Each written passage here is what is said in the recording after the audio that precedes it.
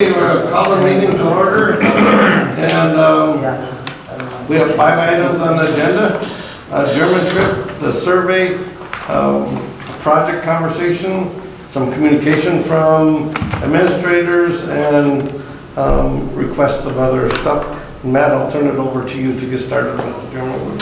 All right, so we've got some visitors that were recently over in Germany and other places in Europe, and so they wanted to just kind of update the board on how that went. The floor is yours.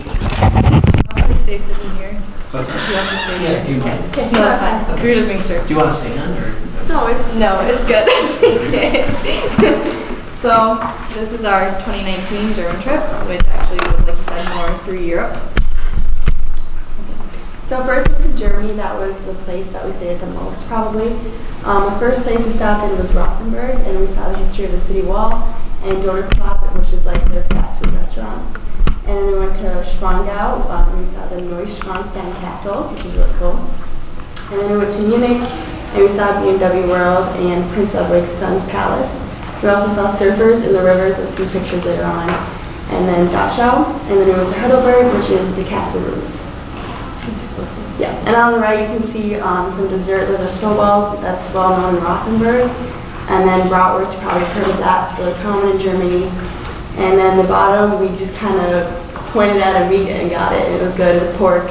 But it was like little hamburger patties is what it looked like.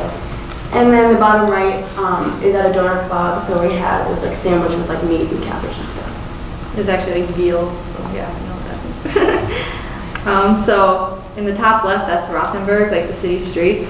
So it's like cobblestone everywhere, and it was not like many cars drove by. It was a lot of pedestrian walking. And then moving across, that's the concentration camp of Dachau. That's where the gate says, "Work will set you free." And then that's one of the like crematories or whatever. And it was just like eye-opening to like be there and see everything. Like it just made it all like more real. And then down from that is the palace, the summer palace of Prince Ludwig, and like the houses like went on out of it because they would have like parties and stuff, and there people needed places to stay, so they would stay there. And then down from that is the Munich City Hall, which is has a lot of detail. It was very cool to see. And then to the left, we climbed up the tower of St. Peter's Church, and we got to like see an overlook of all of Munich, and the city went on for a long time, it seemed like. And then on the bottom left is Neuschwanstein Castle, and that is Prince Ludwig's castle one of them that he had. And he mysteriously died at 40. Well, they know that he drowned, but they don't know why, because he was a really good swimmer. And he drowned like 2 feet of water. And that's also the castle that Cinderella's castle is made off of. So it was really cool to like walk through, and we actually got to like walk through and see everything. So that was cool. Next we stopped in Austria. We didn't spend the night there, but we did stop in there for the day. We went to Innsbruck, and we had Italian lunch, as you can see in the picture. So me and Skylar, we got breakfast and supper provided for us, but we got to choose your lunch. So we stopped at this Italian restaurant, and he just kind of asked us things, and he spoke Italian, so we didn't know what he was saying. We just kind of said yes, and it turned out like that. So it was really good. It was an adventure, that's for sure. And we also had Mozart balls, which is on the right, and that's just like little chocolates. And then we saw the mountains, and Swarovski crystals, which is like they're known for their crystals, and it's a big like shop. So on the top left, that's like the mountains that surrounded the entire city. And then if you look over to the right, it was kind of in like a valley where the mountains surrounded all of it, and the streets were like with old city buildings. And like if you look really little, you can see like a McDonald's sign, but it's like it looks more like ancient because they have to try and preserve the city's like history. And then at the top right, that's the Italian restaurant that we went to and had some pizza. And then in the bottom right, that's the Swarovski crystals, and they are there because they invented the first tools to cut crystals. And then on the bottom left, those are like some of the mountains that we saw when we first came into Austria. Next we stopped in Italy. So the first stop was Venice. We went on a boat ride, we went on a house tour, we saw glass blowing, and we also went to Verona, which is known for Romeo and Juliet, so we saw Juliet's balcony. And then for food, you can see we had gelato, which is like ice cream, and another dessert we had for supper. And then on the bottom, a lot of pasta, obviously, because Italian pasta. And then we had pizza in the middle. And an interesting thing too is we actually had pasta for an appetizer instead of like salad. We had pasta, so it was. And then you still had a main dish and a dessert to follow. So we ate good. Okay, so the top left, we did like a gondola ride through the city, and it was really, really pretty and neat to like see. And our tour guide's name was Gabrielle, and like we were talking to him, and he was just super kind. Everybody there was really nice.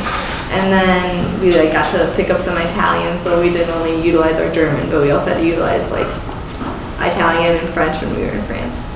And then in the middle top, that's just a church that we saw. We didn't get to go through or anything, but it was really pretty when we were on our canal ride. And then to the right, that's Juliet's statue, and then Juliet's balcony. And then on the bottom right, that's the largest oil on canvas painting in the world. So we got to see that, which was pretty cool. And it's like a portrait of people, and the faces that are on there were actually faces from people in the city at that time.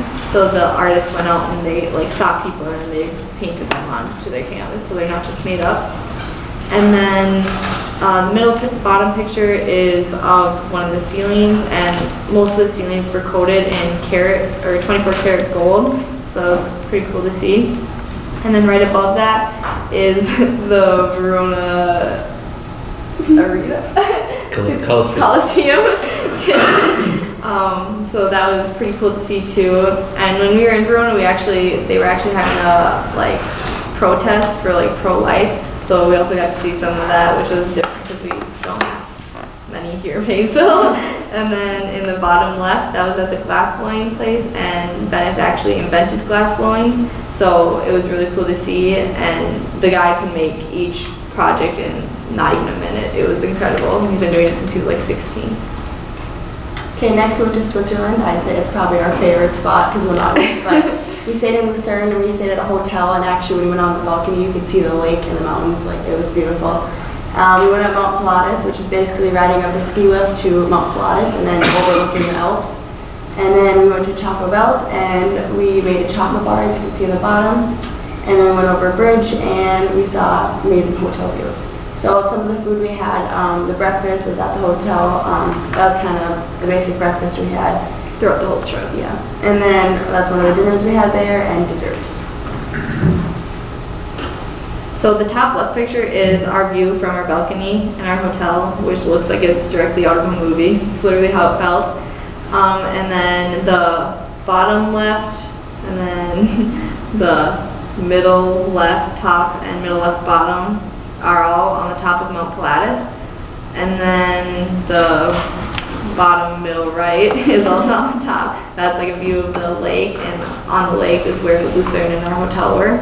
And then where the mountains were was the Alps extended. And then the top middle right is the ski lift that we took up. So it was like, it went from trees and forest to mountain peaks. So it's pretty cool to see. And then we actually got really lucky. It was a very beautiful day when we were out there, so none of us were freezing.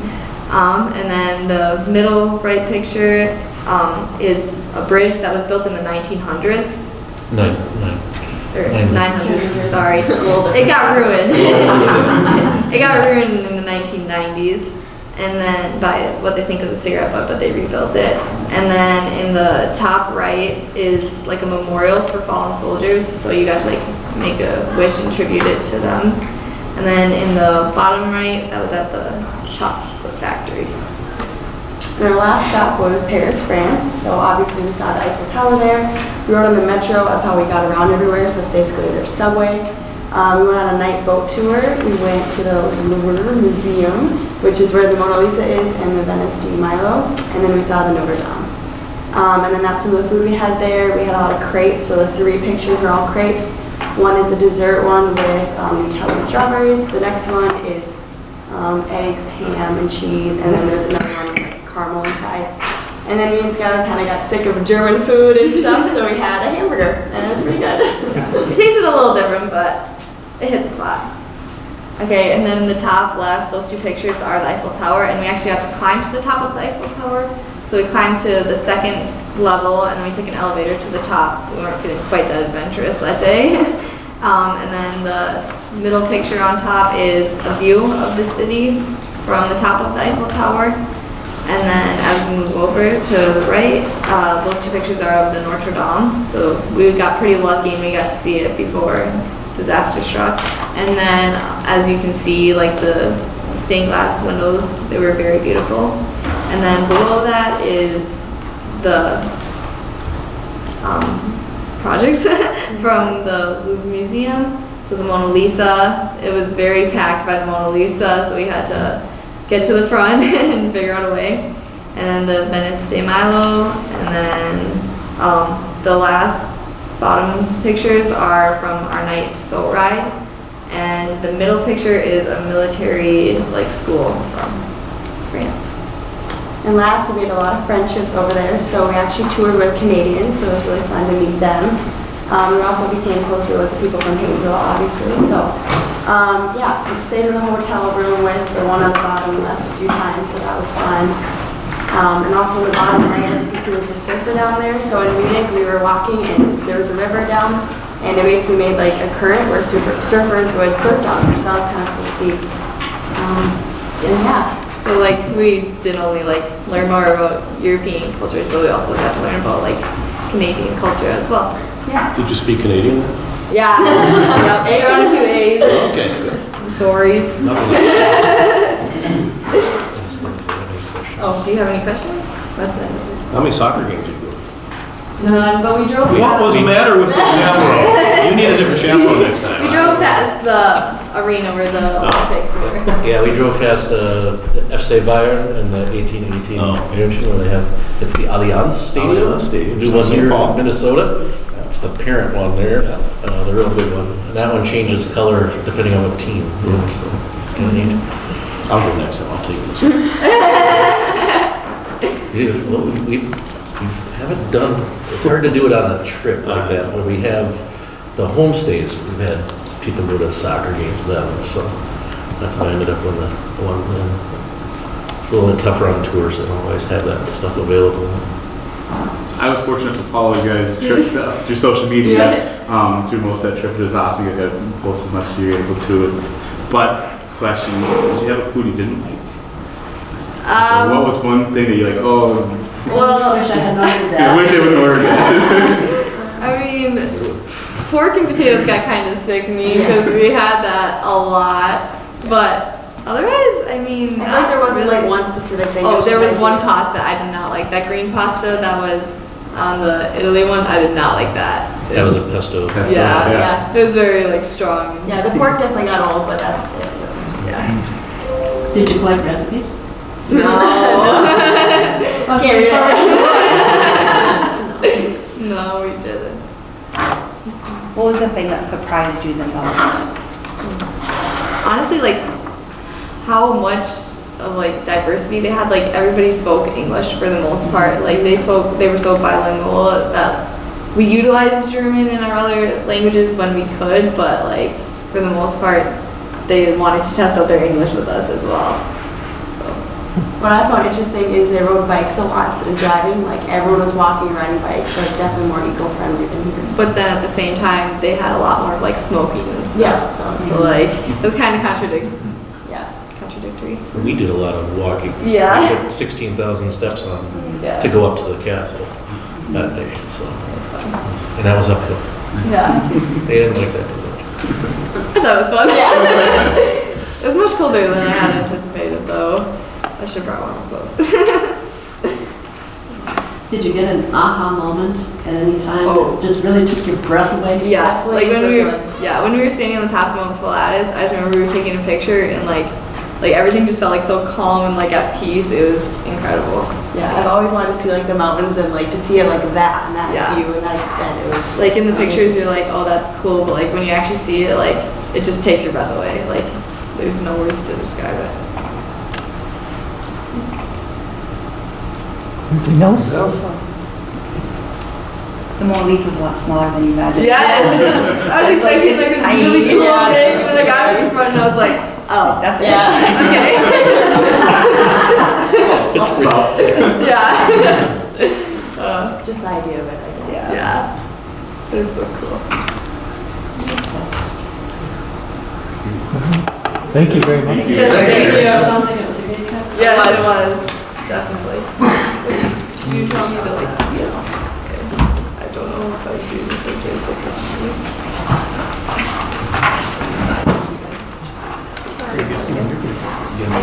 Okay.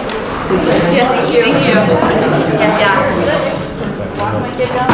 Here you go. Like, I still have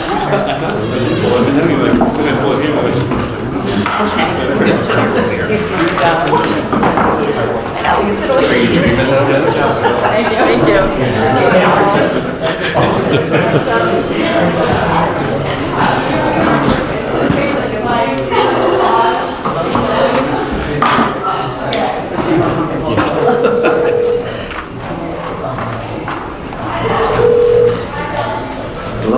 Hi, Bill, it's Matt Bullock from Paynesville. Can you hear me okay? Hey, yes, Jonah. Well, this is Jonah. This is not who I was looking Jonah. Hi, Jonah. for. How's Jonah? It's me and my speakerphone on the board. Yeah, say hi.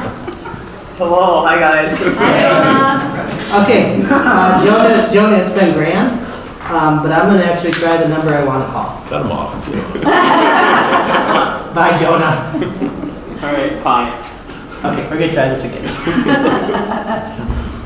Let's see. If the next one's Donald Trump, then I think we really hit the wrong button.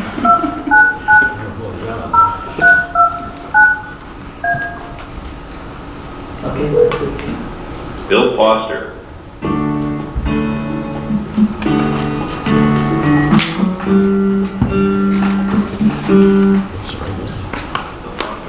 Hi, Bill, it's Matt Bullard from Paynesville Schools. Can you hear me okay? I'm good. All right, so we have you on speaker, and I'm going to turn it up, because we have some other people in the room as well. Do we want to go around, board members, and just introduce yourself for Bill? Sure. Okay, we'll do that. So board members will just go around and introduce themselves, and then we can get started, and they all have paper copies of your presentation, and then I will also share your desktop on the big screen.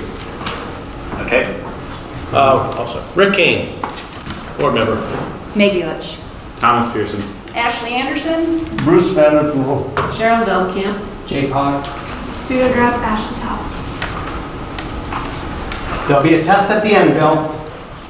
Great. Well, the good news is I can hear everyone fairly clearly too. So as I go through the presentation tonight, if the board does have questions, you can just tell me to pause and I'll try to answer them as we go. So tonight we're going to take you through the results of the community survey. And by the way, this report will be available and I believe posted on the district website probably tomorrow or something. So if you have questions, you can reference it later and it will be shared. I guess the board has a paper copy right now. So in any event, the survey went out in late April. The deadline was actually May 6th, so that was only a week ago. We're still getting a few paper surveys in. In fact, I just walked in and there's a person that I've got no more Paynesville, but we won't get many more in, and statistically the data won't change at all. So right now we're at 624 responses, 283 have come back via paper, which gives us a participation rate of 24%, which raises the question, is that a good response rate? The answer is very good. Maybe when we started the project out, you might have heard me say that we typically see 18 to 20%, so you're a bit above average in terms of participation rate. From a statistical standpoint, the margin of error is plus or minus 4%. So if you were to go all the way up to 1,000 respondents, the margin of error would probably drop down to plus or minus 3%. So you could double the responses. It's not going to change hardly at all. So it's very good data. So let's see what the data says. First one, as it relates to the demographic information we asked was age. And when I look at this slide, I always go to the far right. And I want to see if our senior citizens are well represented in the data. So you can see 28% of the respondents were age 65 and older, which is very good. And it's actually a bit overrepresented. So we know that, we don't know exactly, I guess we have 2010 census right now, but you might be around 18-19%. So you're actually a bit overrepresented with the seniors. But when it comes to voting, this is kind of what it looks like. The seniors turn out at a higher rate than the younger people do. So this is if it's biased, it's a good bias to have. So we've got good senior representation. And we also asked the question, in which municipality or township do you reside? So here we have representation from the big two, which is the city of Paynesville and township of Paynesville. And then it kind of drops off. And we learned that there's not too many people from the city of St. Martin or the Farmington Township. In fact, there might be a couple houses. So we didn't have any responses there. But everywhere else, we had at least 1 or 2 people respond. And then we had 4% that were other. So we think that's a pretty good representation of the district. The next question we asked is your primary residence in the Paynesville area school district? Here we had 91% of our samples said yes, 8% no, and we had a few people that weren't sure, and which raises the question, who are these people who took our survey who don't live in our district? And the answer primarily is 2 groups. The first being staff.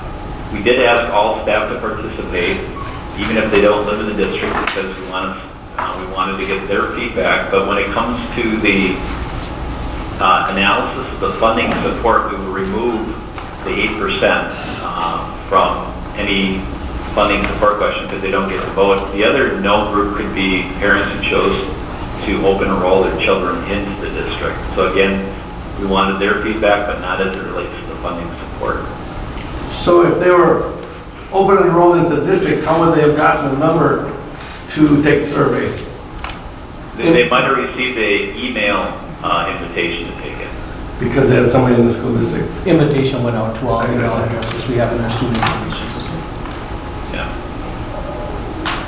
So we didn't separate the resident parents from the non-resident parents. But again, there might be some questions here that we wanted those folks to weigh in on, but they're not going to get to vote, so we're going to take them out of the funding support question. All right, then we also went to, do you own property within the district that is taxed as agricultural land? 24% of our samples said yes, with 76% said no. If we wanted to, we could cross-tab or disaggregate the data based on this question, actually based on any question. I'm not sure that's going to be necessary, but we wanted to have this available as needed.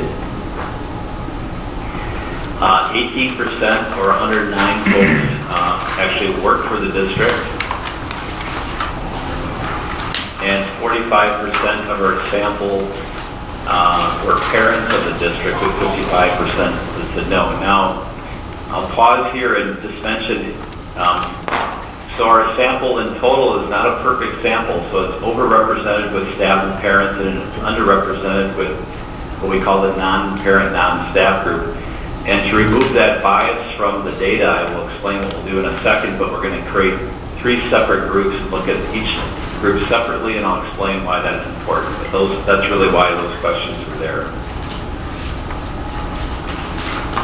We had one question on communication. How would you like to receive information regarding the district? Here we thought it made sense to take the staff out completely because we've got our own ways to communicate internally with staff. We then broke it into the non-parent, non-staff group. They're in red. And you can see their number 1 were the mailings, number 2 were the school newsletters, and number 3 was the website, and number 4 was email. And for our parents, our number 1 parents were emails, the website, and then we go down to the newsletter, and district mailings are pretty tightly coupled, and then followed up by the automatic phone notification. Now, then we've got some local papers. The Paynesville Press, that's our chosen paper in the district that was not on the survey. That's the one we're committed to using. But we did have a couple other smaller papers. The West Central Tribune was at 10%. And let's see, another paper, the St. Cloud Times, I guess, was the other one. Matt, are you tweeting these days? I am a little bit. Okay, well, you don't have to very much because it's only 4%. I think Facebook is an interesting one. If we were to ask if parents are on Facebook, probably 60 to 65% of parents are on Facebook, but about 20% of those folks want to receive information via Facebook. So it's one of those, it's an interesting communication mode. Some people use it more than others. You probably need a presence there, but it's not the only way people are getting the news. And we go to the next question, which has to do with overall satisfaction. Overall, how satisfied are you with the Paynesville Area School District? Here we have all respondents, including non-resident respondents. So this is everybody who's taken the survey. We use this question quite often with many, many districts across Minnesota, across Wisconsin, across the Midwest, actually across the nation. So when I look at this, I always look at the not satisfied and very unsatisfied, and then I add those together. Your district at only 8% is doing very, very well. So typically we'll see that group in the 15 to 20% of not satisfied, so you're at 8%. So you're probably certainly in the top quartile, maybe the top 10% when we use this question. The other reason this question is important is it highly correlates to referendum support. Because if a person's generally satisfied with the district, they'll generally be more supportive of a proposed project. If they're not satisfied, if they've got a bee in their bonnet about something, then they'll tend not to support what's being proposed. So whatever you're doing a good job from an overall satisfaction standpoint. So then we get into really the heart of the survey, which had to do with facility planning. When we created this report, we included the excerpts of the background information that was provided in the survey. So when you look at this report 4 weeks from now, you don't have to say, well, what did that survey actually say? Well, this is what was in the survey. So we talked about kind of the process you've gone through, as well as the priorities and needs. And then the other piece of this is also your financial situation and the fact that you've got this debt that's coming off, and that if the community were to support a bond referendum, that this situation would reduce the tax impact over the current level of any new spending. So we wanted to be sure we shared that, because that was going to be part of the information that was provided. We then asked the question, would you support the district exploring a bond referendum to update our schools? Now remember when I said that the sample was a little bit skewed to overrepresented with staff and parents? So to remove that bias, we're going to look at staff as one group. So if you're in the staff, you can't be anywhere else. So the red bar is 82% is saying yes, we're supportive. And by the way, that's very important. If the staff doesn't believe this is a good plan, they're having conversations every day, not only with the parents of the district, but also they go home at night and talk to their friends and neighbors and say this is either a dumb plan or it's a good plan. And 82% of the staff is saying this is a good time to be considering our options. Parents are at 76%. By the way, the parents probably represent 25 to 30% of your community, but the most important group, because they literally represent the most voters, is what we call the purple people. That's the non-parent, non-staff. So they neither work in the district, nor do they have kids in the district, and they're at 54%. So the first takeaway is a majority of all subgroups are supporting the district exploring a bond referendum, and that's great news. And we've got 19% are saying no, we've got 27% are unsure at this time, non-parent, non-staff. So I would say you've got clear permission to continue to move forward with the current plan. So then we get to updating building systems. That was really the first project that we explored. Again, we explained kind of what it includes, that we've got some older buildings, 40 years old, some original construction 60 years old, and that UNESCO did a analysis and identified around $12 million of potential projects. And then we asked the question, what priority would you place on the following projects? And we explained what they were, the boilers, and the corresponding cost. So the way this chart works is if everybody would have said it's a high priority, it'd be a 3. And if everybody would have said it's a low priority, it'd be a 1. And again, we created the 3 separate subgroups, being the staff, the parents, and then the non-parent, non-staff. This is actually sorted on the non-parent, non-staff again because they get the most votes. So you can see that if you have to make some difficult decisions and not potentially do everything, what at least the taxpayers are saying is let's replace those boilers at $1 million. Let's get those light fixtures replaced with energy efficient fixtures at $500,000. Let's do the plumbing fixtures and electrical at $2 million, and then it drops down a bit. And I think it drops down for probably the major reason it's a fairly large expenditure at $7.5 million for the air conditioning. Here you can see there's a little separation between the non-parents. They don't think it's that important, but if you either work at the school or you got kids at the school, for those 2 groups of staff and parents, they think that that's more important. And the same thing is true for the flooring, cabinetry, and interior doors. Again, that's pretty important for our staff. It's a little less important for our parents and non-parents. The next project we tested was the Career and Technical Education, or the CTE, classrooms and labs. Again, provided the background information, including an image of how this could actually work out and how it would fit into the existing building. And then we asked the question, what priority placed on the following? Same format, where we created a simple average based on 3, 2, or 1. And you can see the Fab Lab came in number 1. That was $500,000. The Create Classroom Areas to Serve Engineering and Design Courses was $300,000. The Ag and Industrial Arts Labs was $1 million. And the Automotive Repair Area came in at $1.8 million. Again, that was more expensive than the other projects. And I guess you already have that going on in a separate building, so maybe there was some question whether or not that's really necessary at this time. So that tested with the least support within the CT area. And then we get to the community center. Same format. Explain what was being proposed. That would include a fitness center, a multi-purpose rooms and restrooms, a lobby, as well as a 4-court gym.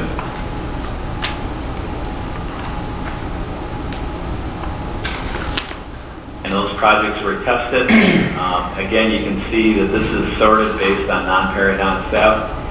Now, these are all pretty tightly clustered though. So the first project, second project, and third project were all within 0.07 of being the same for the non-parent, non-staff. And the weight and fitness room dropped down a little bit. You can see it's a little higher rated. In fact, the multi-purpose room for physical education, wrestling, gymnastics actually scored a little bit higher for our staff and parents than the 4-court gym did. So those are relative priorities. Then we go to funding support, which is arguably the most important question on the survey. And here what we did was we tested 4 different prices. We tested 16 million, 18 million, 22 million, and 25 million. And then we shared with people what the corresponding tax impact would be for their home value, assuming it's on the chart, or commercial industrial, as well as the ag impacts. So then we created this kind of colorful chart. Let me explain how this works. If we go down to the bottom, look at the bottom row, we have all residents. And 27% of all residents said that they would support $25 million. And then another 12% said I'd support 22. So our logic was if a person were to support 25, they'd probably support 22 because it's less money. And the people that would support 25 and 22 million would probably support 19. So when you look at this, you can say, well, you got to keep adding those together until you get up to 50%. So if it was just all residents, you could say, well, it's probably 19 million. But the problem is that our data is overrepresented with staff and parents, so we have to remove that bias. So we look at each group separately. If it was up to the staff, they're actually supporting it at a $22 million level, and the parents are in at $22 million as well. But I think you're probably learning now that this non-parent, non-staff group, they're actually the biggest voting block. So you've got to put more weight on that group when you think about what the proper price point is for a potential bond referendum. So they're actually around 16. So they're not quite to that 19, but they're at 16 million, which is still a lot of money. The other way to look at this chart, I guess, is if you come at it from the right side, you can see that there's 16% of your community, of your non-parent, non-staff, that won't support any bond referendum. Sometimes we do a survey and we'll see this number to be 30 or 35%, and you can imagine when you've got over a third of your community that won't support something, that becomes pretty difficult. If you're not in that situation, I believe that A, people believe there's a need, and B, that they've got a high level of trust with the district, so that's a relatively small percentage compared to other projects. So I put together a couple of summary slides. What did we learn? Well, the majority of all subgroups and 68% of all respondents support the district exploring a bond referendum to update our schools. So we've got a clear majority there. In a large majority, 84% of all respondents are either satisfied or very satisfied with the district, and I'll explain why that was important. And then I think what we have 8% that weren't, but then the remaining didn't have an opinion. And then really the question is, how much of an investment is the community willing to support through a bond referendum? And we said based on non-parent, non-staff support, it would be logical to consider a $16 million bond referendum. However, given very strong parent support, a larger bond referendum could be considered. So $16 million is a safe question. And then could you push it a little higher? Well, maybe. And then I thought maybe there's a better way to do that. So how could a larger bond referendum be structured? And I said the district could consider a two-question ballot. I don't know how much you kick this around. I've seen this done in other districts, where the first question would be a 16 million, what we might call a base plan. That's to address what's clearly been supported throughout the survey by all stakeholder groups. That would repair updates to the building systems that were identified, do the CTE areas, maybe not the auto repair. This is where, board, you're going to have to decide what's in, what's out.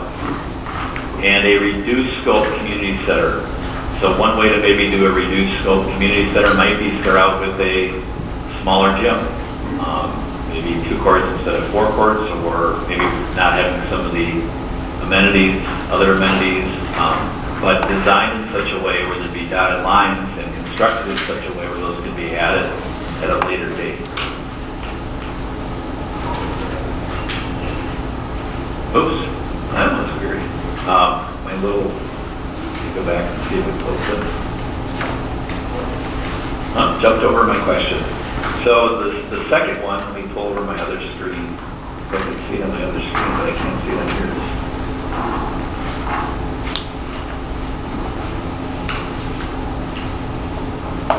There's me. All right. There we go. Question 2 is a potentially a second question on the ballot. You can make this contingent on the first, and this could be for items that were not included in the base plan. And again, you'd have to figure out what those things might be. Those might be some additional building system repairs. Maybe it's the auto repair area, maybe it's not, and or expanding the community center project. And what this strategy would do is, it's really doing what the taxpayers told you, is they said, we will support 16, let's put together that plan. But somebody might say, well, let's do it right. What would it cost to do it right? Well, it might be an additional, whatever, $3 to $4 million. And one could argue it's probably less expensive to do it now than do it later. However, if you were to put a $19 or $20 million on the ballot out in November, I'd be concerned that might not find success given the data we have. And the other thing it does is it kind of says you got to take it or leave it, or if you were to consider breaking it into 2 questions, it allows the voters to decide. And then if they don't want to do it, okay, that's what we're going to do. If they do want to do it, okay, that's what we're going to do. We're going to do whatever they're going to support. That's all we can do. So this is maybe a strategy that the board could consider, but I just wanted to share that tonight based on the data. It would seem like at least something to consider. Can I ask a question regarding that? Yep. With other districts who have put a 2-part question out there, what does the data show? Is there better success in that? I've seen success. I've also seen where it hasn't worked. The dynamic is, if what it does take is it does take and this is something the district can't do, but it does take a group to come out and kind of advocate for it and say this is important. We want to do this now. We want to do it right. And if that group really mobilizes and builds a lot of grassroots support, it can be successful. So I've seen that work. But if what's included in the second question is not compelling, well then, or if there isn't a group who's really willing to mobilize behind it, then it's probably not going to be successful. But I have seen it work. My bigger concern is to try to put too much into one question. So, for instance, we've done a lot of projects, and if you follow the data, they tend to be pretty successful. We had one project, though, where we did something similar, and I came back and said, kind of your max level of support is $25 million, and the district said, well, we really need a little bit more, so they went out for 26.9, and they lost by 3 votes. I'd hate to lose, and I'd hate for you to lose, but I think that would be pushing it a little bit much.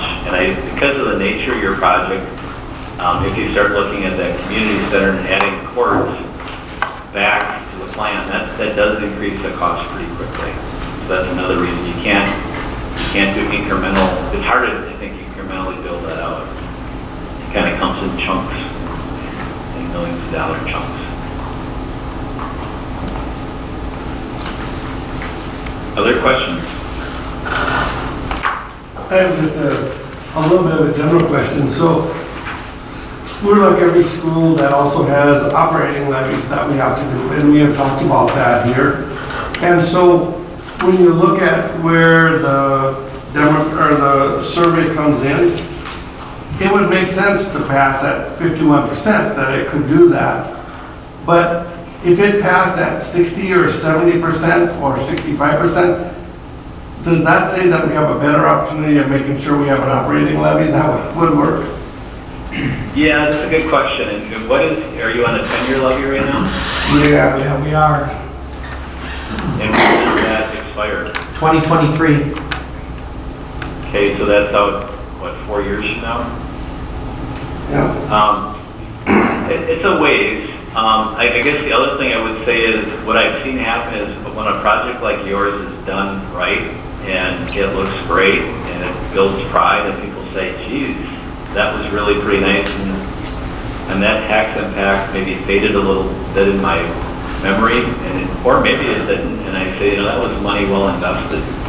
I'm not always too afraid of that. I would be maybe more concerned if that operating levy was a year out after this or 2 years out. Maybe the building's not done yet. But you're right. You're right. There is a limit. The higher you spend on one pile or one project, it does tend to reduce support probably for the other project. But there is some separation between those. And I also think people understand. You've got levies are for learning and bonds are for building, and this is a building project. So I wouldn't be overly concerned with that.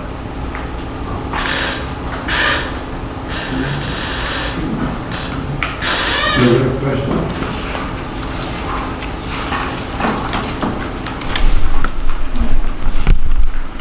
Any other questions regarding the survey for Bill? We just got presented all this right now. So we could fire you off questions and then you could have them addressed for us, I'm sure. independently, and we could share them in another meeting, but sometimes we get this stuff, and I might be slow at this, but I need time to kind of analyze the data. I do have one more question, if that's all right. No, go for it. So as we're going through and kind of digesting this information, you know, when you're looking at the different priorities, you know, some were, each of the kind of chunks had different numbers, right? So some were like for the 1.5, 1.7, 1.7 in the one category. So how do we, should we start having conversations about ranking within kind of the different groups? Does that make sense? Yes, it makes total sense. So now really the job comes in what I would call reverse engineering the project. I think the first decision for the board is to make it, well, what is the number? Are we comfortable with 16, or do we want to take it down to 15, or do we want to go higher? Once you establish kind of that, and I would establish it based on the data, then you'd circle back and work with your architectural team and say, okay, given that number, what is the most cost-effective way to spend that money, given what we know, and taking into account people's priorities? So it might not be perfect. You know, you might find that, I don't know, that, you know, doing the lobby now would be much more cost-effective than trying to add it later. It might be a bad example, but you get the idea that if we can't do everything, what is a logical first phase based on the data, based on the tax tolerance, and then what could be done later, or what could be added on in the second question. So you kind of have to use the data, probably not, but not totally let it encumber you. So if there's something that's a little bit lower, but it really would be a lot more cost effective to get it done now, I'd argue that it's part of your job as the board is to figure out how to spend that money as wisely as you can. So it is, you could take these charts and look across the various areas and compare, but, you know, for instance, the weight room is a 1.52, and then we go back to here the weight room is below the automotive center, so you could argue that automotive would come above the weight room, as an example. So that's how I would use it, to kind of create a relative priority across each of these items, but don't go design something that doesn't make any sense just because of the data, but you want to use the data if you can.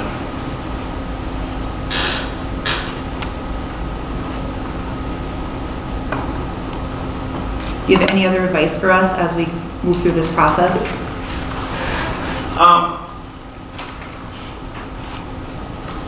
You know, I think work with your team in terms of, you know, with your architectural team, just to kind of understand, because at the end of the day, you know, UNESCO is great at this. They've done lots of projects, but I would rely heavily on their advice too. And then, what I always say is, as a board member, you're just trying to put together a plan that reflects what the priority of your taxpayers are. So, you know, the other advice, I guess, is and I don't know your group that well, but if there are people that, and I'm sure there are, that really, really love this gym idea, well, maybe we learn that probably isn't the highest priority. Not to say we're saying no forever, but maybe either slow right now, or maybe let's put it on as the second question. So let your personal priorities kind of be replaced a little bit by what the majority of your community is saying. I guess that'd be my advice.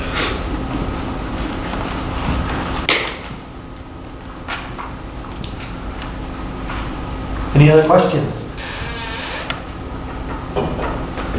This was a very good description of this. Again, for me, I just have to look it over for a while and digest a little bit on the data. And if we have an open door to have more questions answered. Sure. And I'm sure we have a bunch of people from the public here that may have questions, and that could be funneled through any other board and we can get answered for others too. That sounds good. No, that's great. And just feel, route the questions over, and if we need to do additional analysis or answer any questions for you, we'll be happy to do that. I do have to say, I like the part where we took certain groups out, because that's the biggest concern of surveys always, is that you can't have it biased one way or another. And the way that's set up, it looked like you got that out, because it shows up, especially on this page, exactly what it is, when the top line he's saying is more representative of everybody.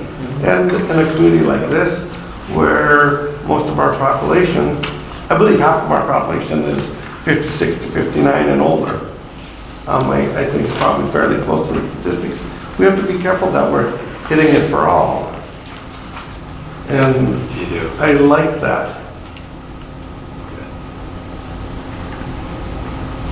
Anything else? Should we let Bill go? All right, thanks for your time, Bill, appreciate All it. right, you go. Thanks so much. Have a great night. Take care. Bye.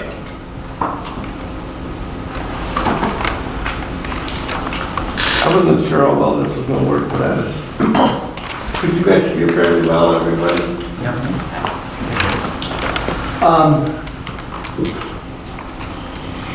Any other questions about the survey? Yeah, right now, if you have some, by all means, send them my way. Otherwise, can we move on and talk about next steps? Let's look at. So, and I think that, Bill had addressed this as well, but The way I look at this is, there is no reason in investing in the survey to not follow the survey. So I think that is really what the next steps are, is we need to take a step back and take a look at that survey, and then come up with and modify what we have for a plan based off of exactly what that survey is stating.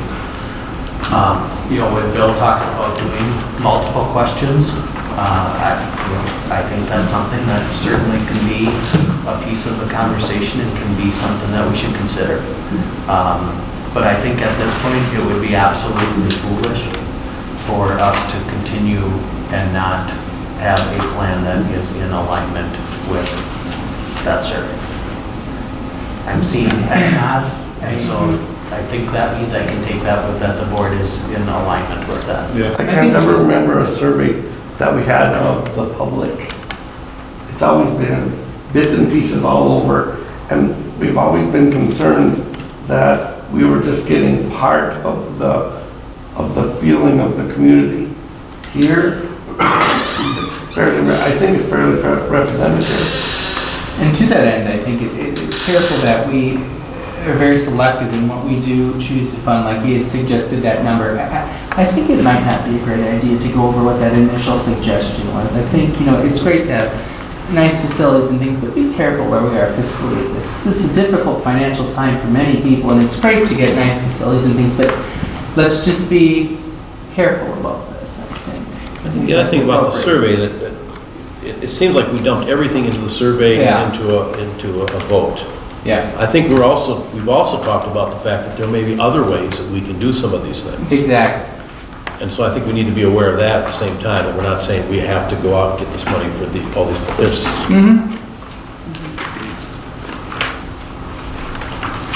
I was thinking more, some of the facility updates that we were talking about. Yeah. We thought there might be some other options there.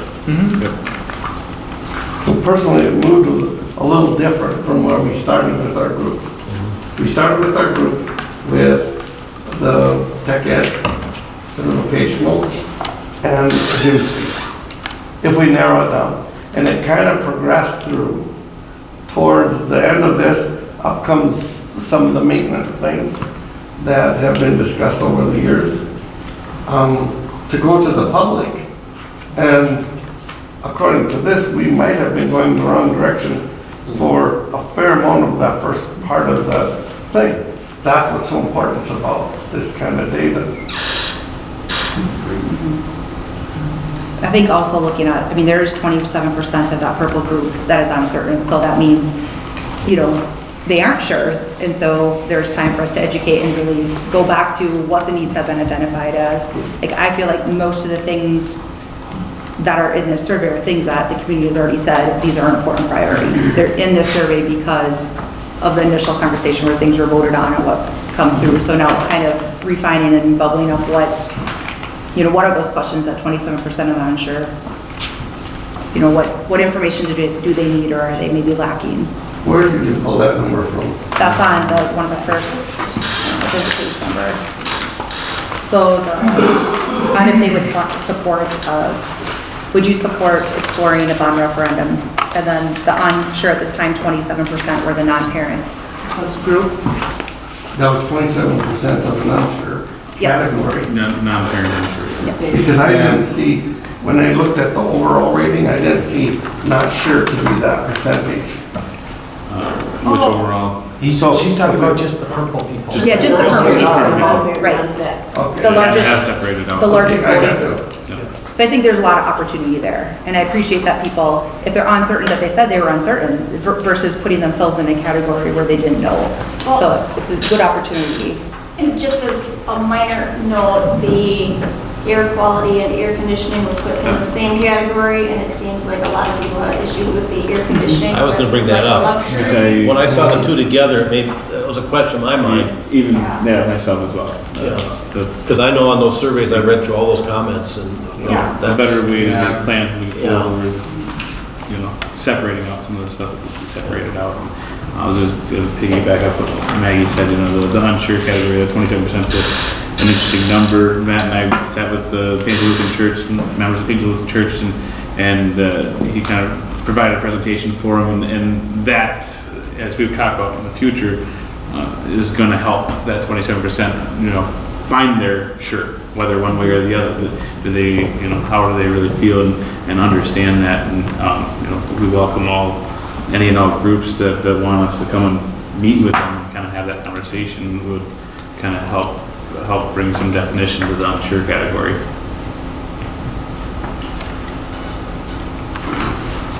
So what I'm thinking would be our best direction after tonight would be to schedule a special meeting for next week. Could either be the 20th or the 21st, but I think it would be good. It would allow some time for myself and some of the other staff members to be able to coordinate with UNESCO, to talk a little bit more about how these priorities that were ranked here, what that could look like in a project, and what that looks like in a $16 million project, and even bring back maybe what does that look like in a two-question type of a project. And then potentially, whatever that special meeting is, we could bring that back, and that could just be a focal point of a conversation that the board can have about what this looks like and how does it align with the priorities that are in the community survey. Does that sound like something that people feel is reasonable? That was one of my next questions is UNESCO, are they going to be able to turn this around pretty quick? I mean, they already have all the data, they know what our needs are, they know the ranking, they have it all color coded. Do you think they'll be able to come back? Kevin, do you want to just come on? Oh, yeah. Right there. The one who's actually going to do the work, or the one who's going to commit them to do the work? The one who's going to commit. Yeah. So we did get an early look at some of the data, as you did too. So yes, the answer is yes, we can, and thank you for coming up now. Yes, we can come back if directed if you said, hey, keep it within a $10 million bucket or a $12 million bucket, we can come up with kind of a breaking it down into two parts, yes, and we can help, as Bill suggested, to help prioritize based upon the data that we saw. So the data would be our guide, and then we could come back with suggestions that would keep it within the buckets that the survey responds to, is also, the relative rank of the priority. And for reference too, one of our other UNESCO teammates is here today too. I just want to introduce him. Tom, if I could just get you to stand as well. Thank you. Tom Weber is one of the things we talked about very early on is kind of now supporting that next step. If you choose to take a next step, let's say for an August referendum, Tom would be kind of our point person too. This is what he does. He specializes in supporting districts through our referendum process. So one of the things he imparted to me is you're considering that unsure information, 27% unsure. History tells us, and Bill would confirm this, that about 1/3 of those unsures convert to yes votes, and about 2/3 convert to no votes, just for reference, if they're unsure at these initial surveys. And Bill can confirm that in question and answer. So yes, we could come back. The 21st would be our better date. The 20th were obviously previously committed.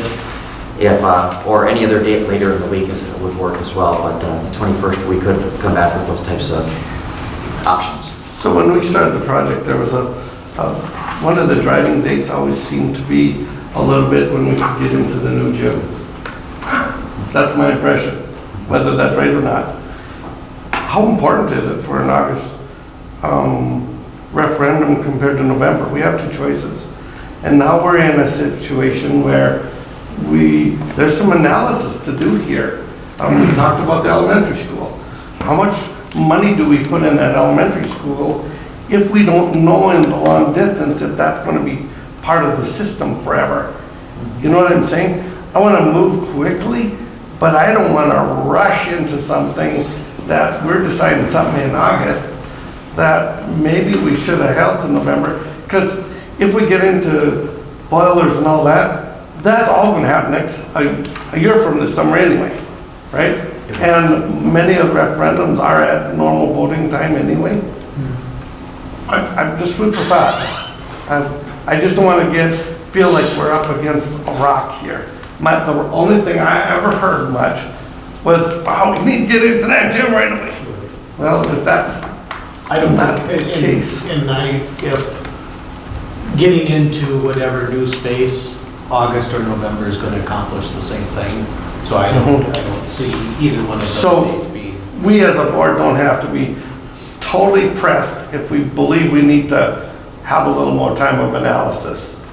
I think we should proceed as quickly as we can, and if it all works, it works. I would just preface that with one asterisk on that, and I would advocate that I think school success rates in August versus November, I think you will see a statistical difference. And I think that needs to be a piece of the conversation.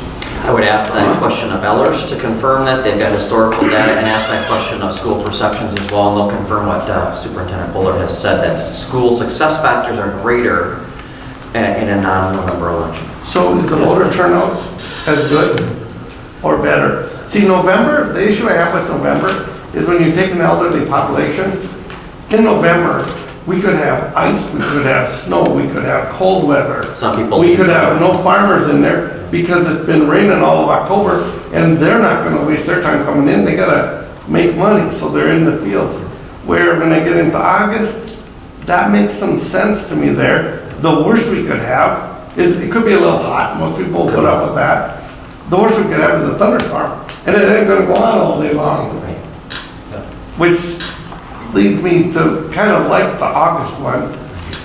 Any idea of the numbers that show? Anybody got any idea there? Well, I can only give August compared to? I can only give you some November stuff. I was actually just looking at this, and it was kind of interesting to me. So, the 2012 operating referendum, I could not find the election date on that. I'm assuming that was a November date.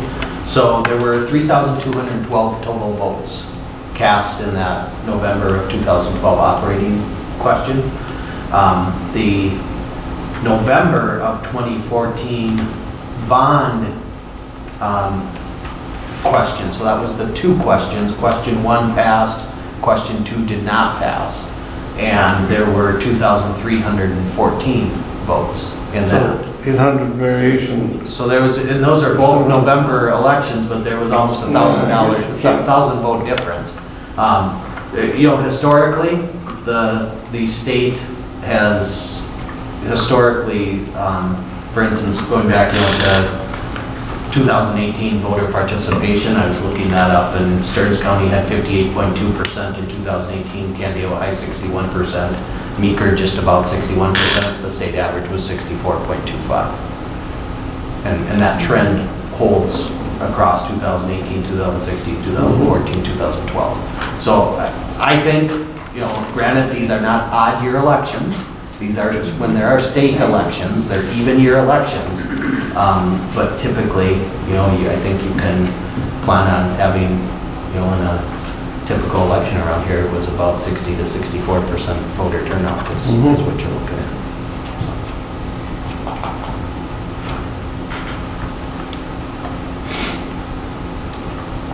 Also, to help us make our decision, is it possible to break down these estimated costs?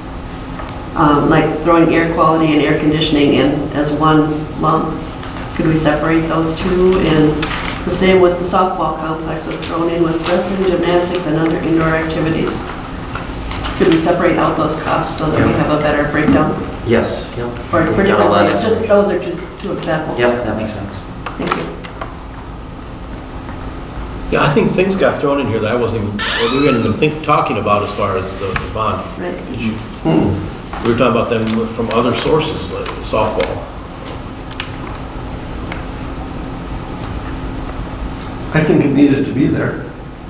Because Well, I think they were trying to show everything. the data we got here but- was data that, in areas I didn't expect it to turn out this way. But, and there were different things. But in some cases, it complicated the question. Yeah. If people were interested in one part of it, but not the other, it complicated the answer, which way do I go? It did. Yep.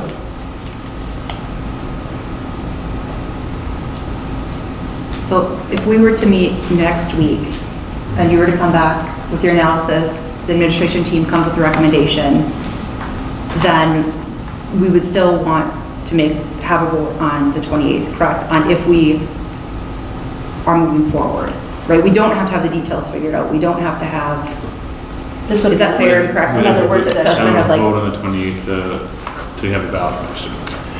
The 28th, well, I think technically by statute, it's the 31st of May is the deadline for the board to call for an election on August 13th. So the way I see it is, realistically, the regular business meeting in May 28th, is the meeting that the board would have to take the formal action and approve the resolutions to call for an election, is how I kind of interpret it. Do we have to have the specifics? We don't have any specifics. Just the Just the Just dollar. calling for the You do election. have to have the specifics. Oh, you do have to have this. Well, You want to be pretty close. Yes. You'll actually approve the ballot.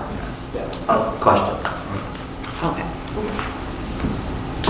That is a good clarifying. Yes. Thank you. The day after the meeting, We don't have. It's a generalized. Generalized, yeah, it's not the specific of exactly what the gym is going to look like or exactly. Precisely. It's just the ballot. It's how the ballot will read. Correct. You will approve that, yes. Yeah.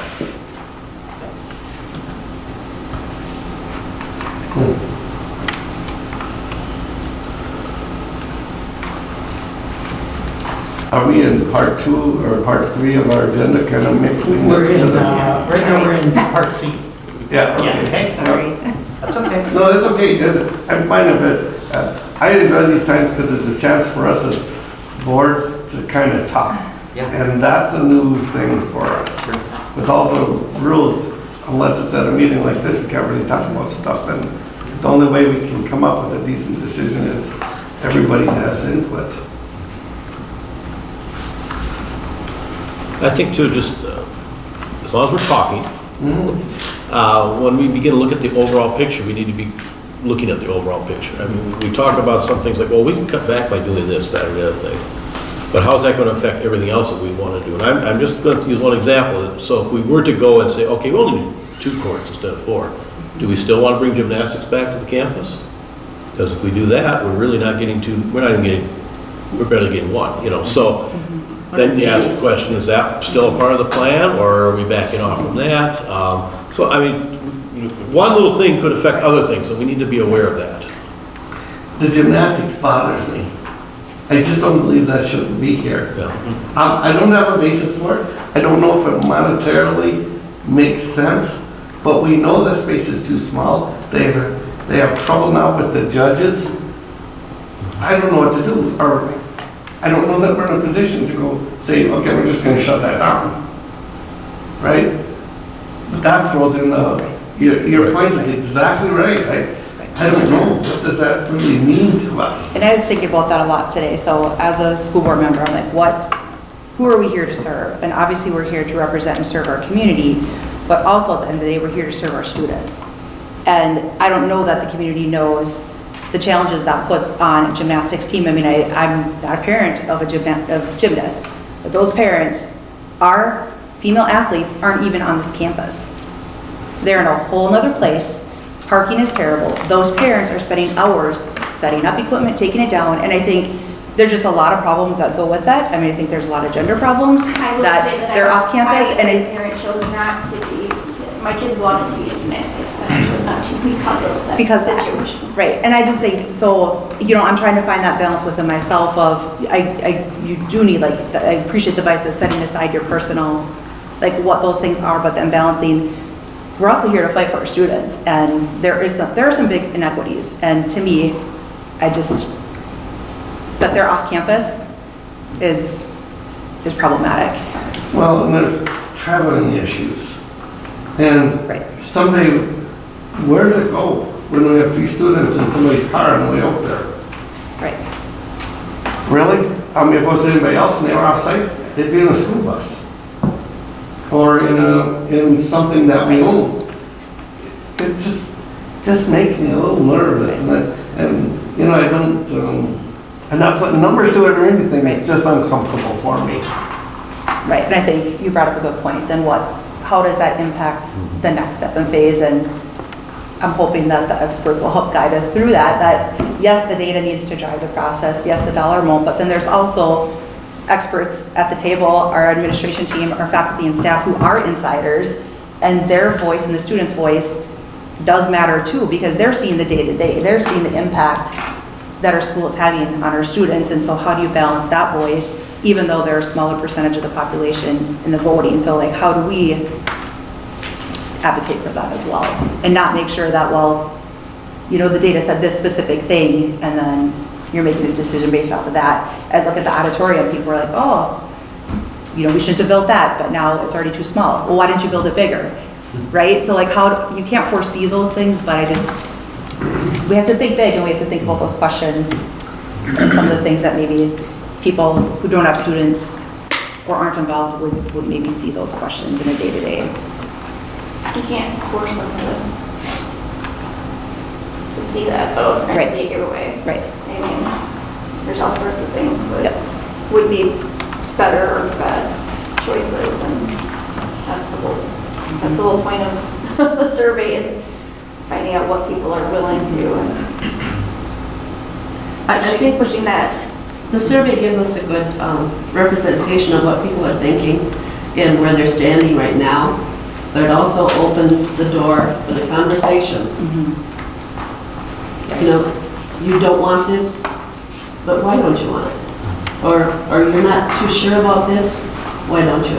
If we cut this down to 2 gyms instead of 4, like you say, do we bring gymnastics back? Also, do we still continue to put the walking track around and leave a court open to the public? Which was, I thought, a really great idea. I mean, it probably wouldn't work. We would still get the public in here, of course, with community ed, and we have a lot of public usage of our facilities. But it would cut back some on that also, because our students would need the courts. So gymnastics. There's a lot to talk about. Gymnastics not good for you guys. You know what we're up against? What are they doing there? I mean, we're not the only school. What do they do? Do they build a gymnasium and just sacrifice the gym space, or how they handling that? No, some of the bigger districts, sure, but most districts are portable, move them in and out, find a spot for them. I've been to a couple districts where they kind of put them in like the old part or old basement, and they just shoehorn them in, so they're set, just like you guys, issues, undersized, wrong spaces. But most districts are trying to accommodate by portable, bringing it into their gym and setting up, moving. If they've got the luxury of a smaller gym or a middle school gym, it's often where they stagger practice times and set it up and tear it down in that gym. Well, and I've seen like dedicated smaller spaces, as you're saying, where they leave equipment for practice up, and then they move the equipment portably into the gymnasium for competition. So as I look at, I visit with people about it, years ago we had it here. But this floor that they put down with the spring floor is something that wasn't there then. So that's all you did. You moved equipment in and out. That would seem logical. What they did, you know what they did then, they used half the middle school gym. And they had to set it up and take it down every day. Okay. And then half the gym was still used for basketball. Then when they had a gymnastics meet, then they opened it up and moved everything out. So I don't know if they just had 2 apparatuses each day to practice on or how they did it. But I remember that's when my daughter was in it, and they used half the middle school gym and opened up the door in between them, or closed the door. And still, because they use it during the day for other things, they had to take everything down every night. Yeah. And what we're talking about here is a designated space where they would be able to leave it up, have the whole space, and be able to use all the apparatus. And lock the doors. Yeah, right. When Yeah, it wasn't in use for safety. and for liability reasons. Right. Well, if we got into the place where we have to make it portable, doesn't mean we might just that. My understanding is we have 2 pieces of plywood with springs in between, and they're very, very heavy, and they're very, very big. At the conference, I talked to a couple of companies about it, and now they make 4x4 pieces that have a special flexible plywood on top with just springs, cutting the weight about in half. So at present, we kind of have an issue. It may be if we have to make something portable, and maybe that's the option, we might just have to get a different flooring system, get the equipment that is manageable by people. Well, certainly got a fair amount to think about. May 21st? Looks good. I will get it posted tomorrow. That is a Tuesday, it'll be 1 week from tonight. I'll get it posted tomorrow. We will plan on meeting in this location for that. At 6 o'clock? 6 o'clock. At 6:30. 6:30. 6 o'clock. Okay? Bruce, I have a question when you can fit me in. Everybody okay with that? We don't necessarily have public comment on this. Okay, that's fine. But is everybody okay with the question? Okay, go ahead. I have about the boilers. I don't know anything about boilers, but I know at some point it's been talked about that the boilers could be retrofitted or whatever and they would last forever. Now, I don't know if that's true or not, but a lot of people are talking about that, but yet I've never ever seen that avenue explored at, at any point. Is one of my questions. And the other one, I'll just quickly address that. It will come up here, because we have lots of things. Matt's brought a lot of different things up. Donnie has talked about different things. And we will have those presentations on the best method to move forward. okay, Accommodating exactly what you're talking about. good enough. And then the other one is on the, would you support the district exploring non-referendum? On that one, under the yes, 54% of the people aren't sure. So that makes me, you add those together, there's a lot of unsure, to me. But, and. So where are you seeing that? On this page.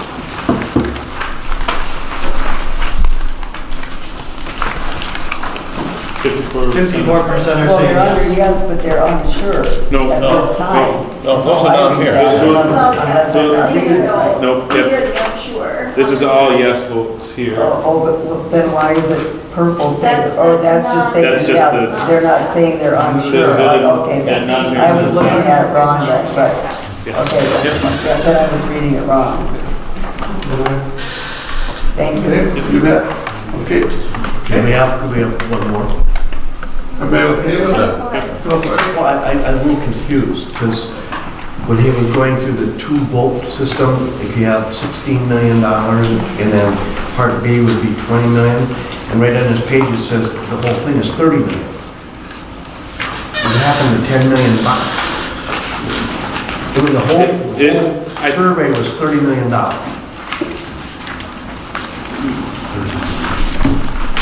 Yeah, so I think there's a couple things that factor into that.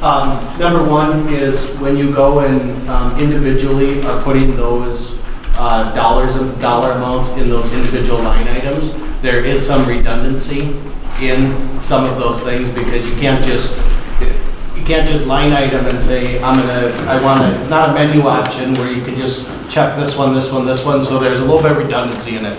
That's one, I think, how we're getting to $30 million. I think the other piece to the survey is, the $30 million represents the full scope of needs. I got that. And I don't necessarily know that there's really been any conversation about doing the full scope of all needs in August or November. Okay. So I think that's the other piece. Second part, I think, goes to the taxes. Yeah. And you've laid it out with the assessed value of 16, 18, whatever. But the one thing I did not see on here is seasonal taxes. How is that going to affect seasonal properties, which are non-homesteaded? That's a good question, but that was on that other sheet that we had that was going to that general sheet we had. I'll have to just have Ellers run the seasonal. We'll get that. The seasonal. Email me. I will. The seasonal is just a category that Ellers needs to run. I saw it when it first came up in Ellers ran us a report, a projection back in January, February. It was on there. The survey here went to people that generally may not be involved in a seasonal. Right. But the people that have no say are going to be impacted huge. Right. Huge. Right, and it was on that other one. That is the same everywhere, seasonal. I mean, that's not new to us. That's everywhere in the state. No, you're right. Absolutely. I mean, that's just a flaw. But We can't help passing is that. going to affect these people. Of course, and we can't necessarily help that. That's the same everywhere. Is that part of that, that's what I was gonna ask, where he was saying, not Non-resident. resident, because he said it was all, staff. And As far as the funding question, Was it Yeah. seasonal? as far as the funding question, what Bill was referencing were those 8% that are claiming as non-residents. Yeah. Some of those could be seasonal property owners. For the funding question, School Perceptions has removed that 8% of those surveys because they technically don't actually have a ballot in the district if they are seasonal. And just one other quick note, you do have your gymnastic thing, you've got 1.8 million right here designated for that. Those are just ideas and suggestions and Right, but I mean, if you lose 2 gyms, you still got this one you're already proposing. But that's the one that was a loaded question. Yeah. It had a softball park and so there was something there. Right. The challenge is, I think, if we were to not add more gym space and bring gymnastics back, we're actually losing an additional gym, because that gym right now is Right, used for the but you things. do have another section, Yeah. and it's on the little square box thing, this is where it is, so you do have it in here. Yes, yes, we do. Yeah. I'm done. So, May 21st? Yep, they did. Yep. They on the first. 6 p.m. 6 o'clock. This room? Okay. And so you'll have recommendations at that time. Yep, so what's going to happen next is then I'm going to get in touch with UNESCO and we will, between today and next week, Monday, we will sit down and come up with some possibilities and bring those back on the 21st. And then we'll have to talk about those further and figure out where we end up at the end of May 21st. Can we get a breakdown of the costs by the council? Yes, absolutely. Perfect. And some prioritization would be great, like from the district, because you are the insiders, you know what's happening, going on, based off of kind of that, the effect of if this happens, then that means this happens. So in your expertise, I mean, you're in the conversations all the time, like. Yep. Yeah. Was there ever a decision made on what it would cost to upgrade the current auto tech area? That's a really good question. I know we spoke about it different times, but I Yeah. don't think we ever came up with any numbers. I can just tell you that since I've been here, I've not done anything with taking the existing auto shop and taking the roof off and adding sidewall height to it to put the roof back on. So I've not done anything with it. I don't think Can I anyone give wants you, to look at let me give you a story. I don't mean to bore you to death. There used to be a guy in town that was heavy, his name was Heavy Hansen, had this business, and he had this lift. And when they raised the cars went up into this cavity in the ceiling. It wasn't like a shop or a little, but it worked. So when Cheryl mentions that, there may be something we can do, because that's our big issue there, is getting those cars high enough so the kids can stand up underneath them instead of being underneath. The problem's gonna be any structural change you do to the building, you're gonna have to follow code. And you're not gonna, pass anything like that through code anymore. I mean, even though overhead door heights have to be really changed with a different lift in the new building, and the auto mechanic code, and I imagine within the school district, it's gotta be just outrageous. I think, when we went back, when we first talked about that building, it almost, to try to remodel that building, you must tear it down and start over again. And that's why we thought, well, if there's no sense in doing that out there, if we're gonna do it over, bring it in here. Okay.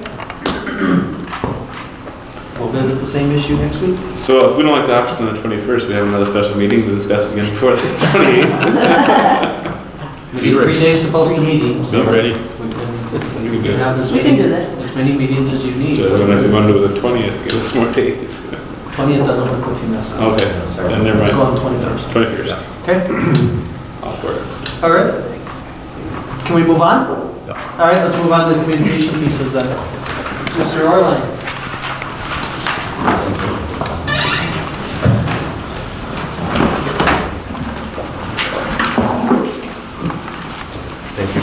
Thank you. Thank you guys. Thanks.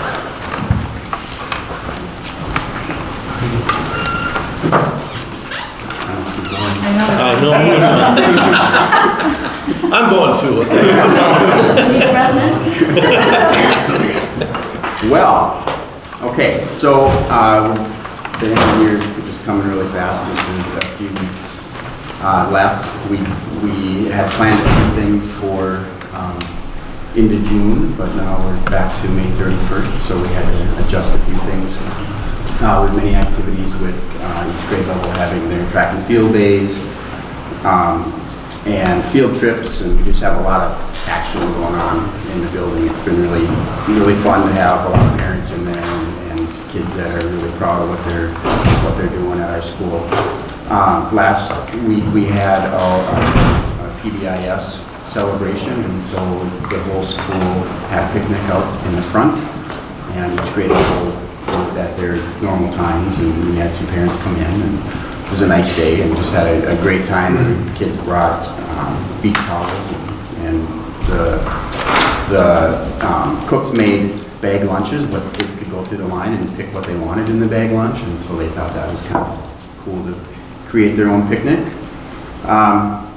On May 31st, which is the last day of school, we are praying for sunny weather. That will be our Healthy Mind, Healthy Body color run. Last year, the color run was strictly to raise funds for the playground, which we did very well at, and we made a lot of progress on that. This year, we decided to focus on a little bit more of the whole student, and we will continue to use some funds for playground renovations, but we also want to promote good mental health and physical health and wellness for our students, and so we'll be using some of the funds to find resources to continue to help our students with that. The color run will start at 2 o'clock, and we'll have kind of the same setup as last year. We have some sponsors that will be running the color stations. We have Mike and Ike's TJ thing will be there, and it'll just be a really good last day of school event for us. In the morning, we are going to have the back parking lot will be full of inflatables from 8 to 12, and that is paid for out of our fundraising money. That was part of the deal that we have about every other year. And so that will go on in the morning. And so it's going to be a full day. Last week, our 5th graders walked over to the middle school for orientation, and we changed things up a little bit with that. We shortened it up. They came over and had lunch and took a tour, and then went into the auditorium, and Garrett and Jonah were able to talk about the Chromebooks and get the insurance forms out and everything well in advance. Last year we were doing that in August, and so we're ahead of the game with that. We had some teachers come in, and so we had some 6th grade students, and we also had some older students who came in and kind of gave their what their experiences have been. And then we put kids in teams of 2, and they practiced opening lockers. So that was a productive day. Another new thing for our 5th graders is that we are getting them registered for 6th grade with the number of electives that we are offering. So on Friday I met with all of the 5th graders and went through the course guide, and that has a list of all the courses and a brief description and how many credits there are and what the prerequisites are. And then we sent home a registration form and the course booklet so that parents and students could spend the weekend looking through the courses and picking some of those electives. Tomorrow, Garrick and I are meeting. We'll have the 5th graders in 2 groups, and we'll go online and get them registered based on the form that the parents and the child had filled out. So that'll be a new experience for our students. Part of our PBIS implementation this year is to do an exchange with another elementary school, and so our exchange was with John Clark Elementary in Rockville. And so what happens is I went to John Clark for an afternoon and took a tour, and then had to randomly speak to 10 students and 5 staff members and ask them questions about their PBIS, what their motto is, and have they gotten a card, or have just different things. And it was interesting. I grew up right across the street from that school, so it was kind of neat to go back. And then after school, then I met with their PBIS team, and we do this survey with them. And then last week, Sam Court, the principal at John Clark, came to Paynesville and took a tour and did all of those things, so it's pretty cool. That's really about all I have. Any Questions about the I do want registration a little bit. Have we made that pretty consumer friendly for the parents as best we can? Because in the past, we've always had stuff, and I had to bring up the past, that becomes complicated. You have parents that are probably like all parents are, that may not necessarily be in a position to get advice, but are giving them enough data so if they read it, they're going to be pretty well set to help their students. It's the first year in this registering for the electives or for the classes with the new block system, so 6th graders have never really had much of an option for classes. But I give Bob all the credit for creating all those documents and all the work that he's done. So I think it's been pretty. So, but from you, when you look at it, it looks like parents can get through that. I did not get an email from a parent with a question about. Oh, perfect. One 5th grade teacher asked me a question that he had gotten from a parent just about a class that had a prerequisite. And so otherwise, I think it's been pretty smooth. I looked through all the forms today. They're due tomorrow morning. Most of them were in already. And I think as the grade levels go up, then there was less of overseeing everything, So yeah, I think it's gone pretty well. And we're doing the paper, doing it by paper now, and then we're basically tomorrow we're just going to be putting it into a Google document, and then when we switch over to our new student information system, then it'll be put in there. So it'll be easier next year. It'll go right into the system. So we have a couple extra steps, but But I think it'll go really well. And it was just a part to be really friendly to parents that may have a different degree of help that they can provide to make sure that our data is going out in a pretty generic fashion so everybody can understand it. Yep, I think it's been a good process. The classes that sixth graders can take next year just are amazing, the electives that they have. And so we're really we're jumping in feet first here, trying to, get everybody registered and see where we're at for numbers, so. Trying to think of the same thing, thinking of a fifth grader, the term elective has got to be quite confusing, and over their head, they're not really sure what that means. Has there been any? So the last 2 years, we've done elective classes in fifth grade, so they have They've kind of had some understanding ahead of that. Okay. So they've gone online, looked at what classes are offered, and they registered for those classes. So there's a little bit of experience. In fifth grade yet. Even the younger kids get an elective. Yeah. They get one. So we've done that. Preschooler. Yeah, all right, great. I was thinking of when I was in fifth grade, And I don't even know what an elective was when I was college. What the heck is this? We went through and explained what those were and how it all works. I've got a question, totally unrelated to this. And it's maybe for all the administrators. I've become more aware of some of the issues surrounding the epidemic of vaping in our country. And I'm wondering what we're doing as a school to educate our students and probably even our staff. What have we done or what are we planning on doing about vaping? And I don't know how bad it is here in Paynesville yet, but I know in other parts of the country they're talking about the fact that it is an epidemic among 13, 14-year-olds. Well, I would say that that will be a new experience for me, dealing with that. I don't have that issue at the elementary. So I think I wouldn't be sure about that. Other schools are. I don't know. Fifth, sixth, fourth graders.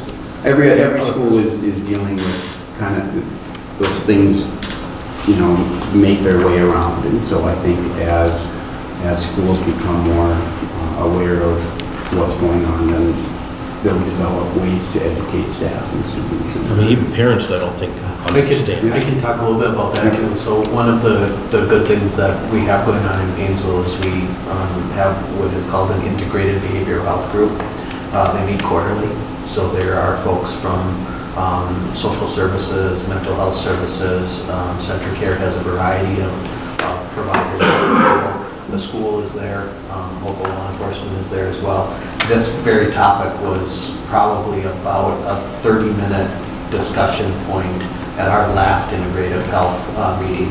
Center Care is actually out, I think I would consider them out maybe in front of the curve a little bit on this. They are working on some curriculum components that as soon as they have things ready to go, they know that Paynesville will volunteer to be one of the pilot places for us to be able to tap into that. So I'm very interested in getting that. I would suspect that next year our health classes will be addressing this very topic. The question really becomes though is where do we need to get that? And you're probably right, in third and fourth grade is probably where we need to start having those conversations. And sometimes that's not a popular place to be talking about a topic like that. But that's the reality when you look at, just walk into the convenience stores and see where they sell the oils that are going into these units. Very near the candy is where they're selling them. So yeah, it's an issue. And this building certainly has experienced some of those issues. I know there's some districts in our area that are exploring the detectors that are out on the market now. So they have some, they look very similar to our smoke detectors that are, you can put in bathrooms and they connect actually to your security system. When the detector picks up the presence of vaping residue, it actually will send an alert to who's ever monitored has the security system on it, and will tell you which restroom it is that is being active. They're hit and miss. I have not read any reviews that have been real. They're not getting 5 stars. I'll say it that way. So it's on the radar, and we're looking for partners because I wish I could tell you that there's an abundance of resources out there to be able to help educate young people and parents and grandparents and guardians. Right now, there isn't. And so if anyone has suggestions or has partners in the area that are willing to help us out, we are all ears. I thought you had to be 18 to buy the stuff. You have to be 18. So, Well, I'll be putting them in a drink I wouldn't be up behind the counter. Well, is that something we need to talk to the legislator about? Well, yeah, we need to talk to a lot of the legislators. We're going to go do that tomorrow. I would have just assumed Get my ibuprofen. that it was. Thank you. Yeah, I mean, and you know, there's conversation too down at St. Paul about going to Tobacco 21 in Minnesota. Mankato just did that yesterday. Yeah, so there's it's becoming a big trend in Minnesota. There's a whole host of strategies, but yeah, it's pretty scary. I realized this was probably about 3 weeks ago, but you can actually go on Amazon and you can buy a hoodie now that has one of the drawstrings is a vaping mechanism. So you can literally be wearing a sweatshirt. Interesting. So. No, had a question. Can we got? That's back to schedule, sorry. Oh, we have one back. I do actually have a question. I've kind of been tossing around this idea, like in our FFA meetings, we kind of do like a parley lesson and stuff. But what about in our FFA meetings, if we were to hit maybe 15 minutes and have someone coming in and talking about the dangers of vaping, and then at another meeting, have someone else come in and talk about mental health, and then another meeting, you know, and I got to thinking about, I had a parent that actually said that they know that their child is vaping, and that's not a topic that they want to battle, to be honest, is what I was told. So I thought that was kind of crazy, you know. Not cleaning up your laundry off of your bedroom floor is a battle that you don't want to fight. I would think that vaping should be a battle that you should be fighting and arguing with your kid. But I know we have guest speakers that are brought in for our community members. I don't know if this is a possibility. I know that you can't use chemicals on school grounds, but what about if there was to be a guest speaker that was standing on the auditorium and then just would casually go like this, or take their hoodie and do whatever, and then by the end of the presentation, or within 15 minutes, to say, now parents, guess what? I vaped 15 times while I was talking to you in this short time. And then the parents did not even realize that that's what they were doing. Or, you know, to hold up that little thumb drive, because I have to do checks for all of my state convention and everything. We have to look in pencil pouches. We have to look in their luggage, everything. Because we have to know what we're looking for and stuff, and maybe there needs to be an educational thing for teachers, and then also an educational thing for the parents in the community to come, and for an actual realistic situation like that to happen, for them to see that. And part of it is that there's just the perception that vaping is safer. I'd rather have my kid vaping than smoking cigarettes, so maybe it's just helping get the information out about what it actually is. Yeah. Did you have a scheduling question? Yeah, I'm just curious why we got rid of the early August registration, whatever that day is called.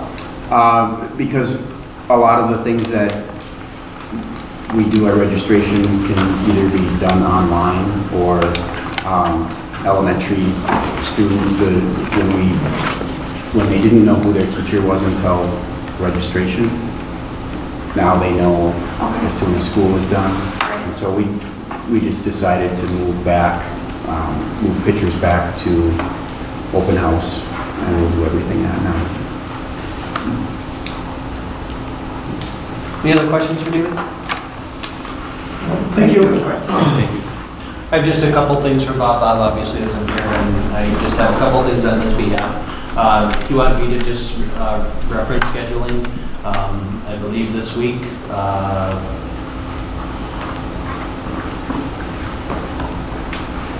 registration forms for senior high students are going home. Next week they will be putting their requests in, and then we will sit down and come up with at least the schedule on paper as far as courses that are going to run, and teacher assignment as far as assigned courses and stuff. So that should be taken care of by the end of next week as well.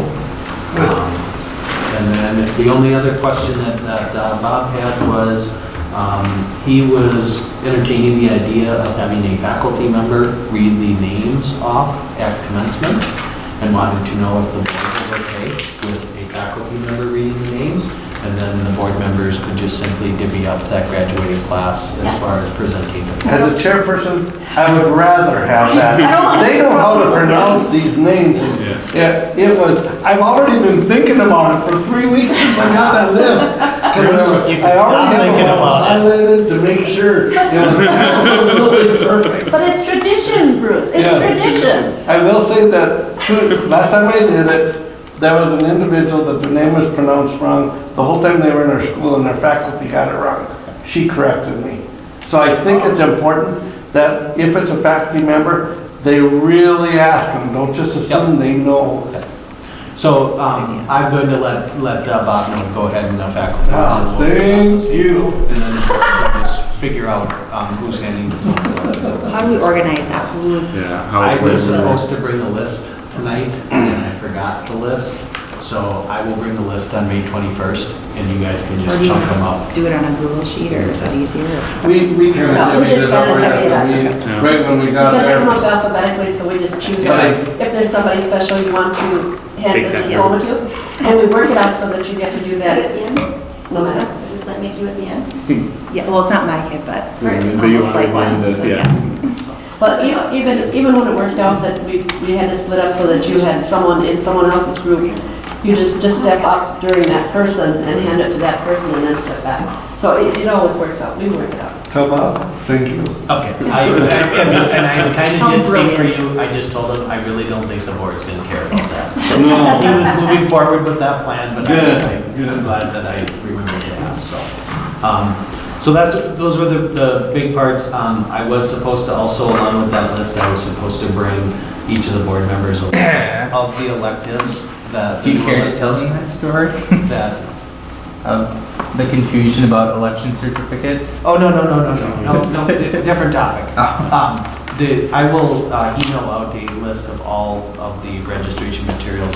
I've given you guys some summaries of some of the elective stuff at the middle school. I think it'll be just good information for everyone. Yeah, that'd be good. Yeah. I think maybe I'll wait and ask once I see that. I have a question about electives. Okay. Those are the items that Bob wanted me to mention. Matt? Thank you, Bob. You're welcome. That's not right. You want to join?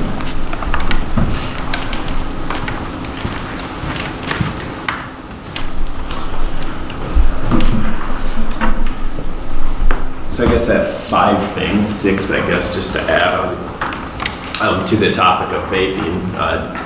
When David was over here a little bit more before the year started, we had a student that transferred out, and he just basically asked the student, you know, you have nothing to lose, you're leaving, where are kids vaping? And his answer was wherever there's not staff.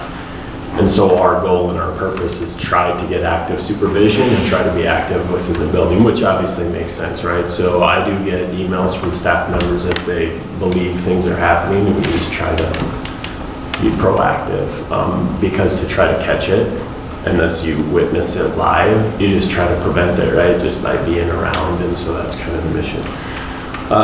I'll start with gymnastics, since that was something that was discussed a little bit earlier. Just a clarification on the floor. The footprint of the floor itself is good. So it's a 42 by 42 floor that was purchased within 5 or 6 years or something like that. Okay, what needs to be done is there's a padding that goes over the top of it, as well as a carpet then that goes over the top of the padding. And that isn't covering the full portion of the floor, which is why the judges would not allow them to participate on it for safety purposes. Again, that bylaw in the gymnastics rule book had been there, and we've been participating on it, and it was our last home meet where it was brought up, so we weren't even really aware of it. But so to fix that isn't going to increase the size of the floor in the facility that we're using, just for clarification. So if you're thinking we need a bigger floor, that's not necessarily the case. We just need to take care of something that way. There's still a massive expense to that, but As far as gymnastics goes, some of the people that we compete with, Benson is in an auxiliary or armory facility. Litchfield is as well. Maple Lake built a field house onto the,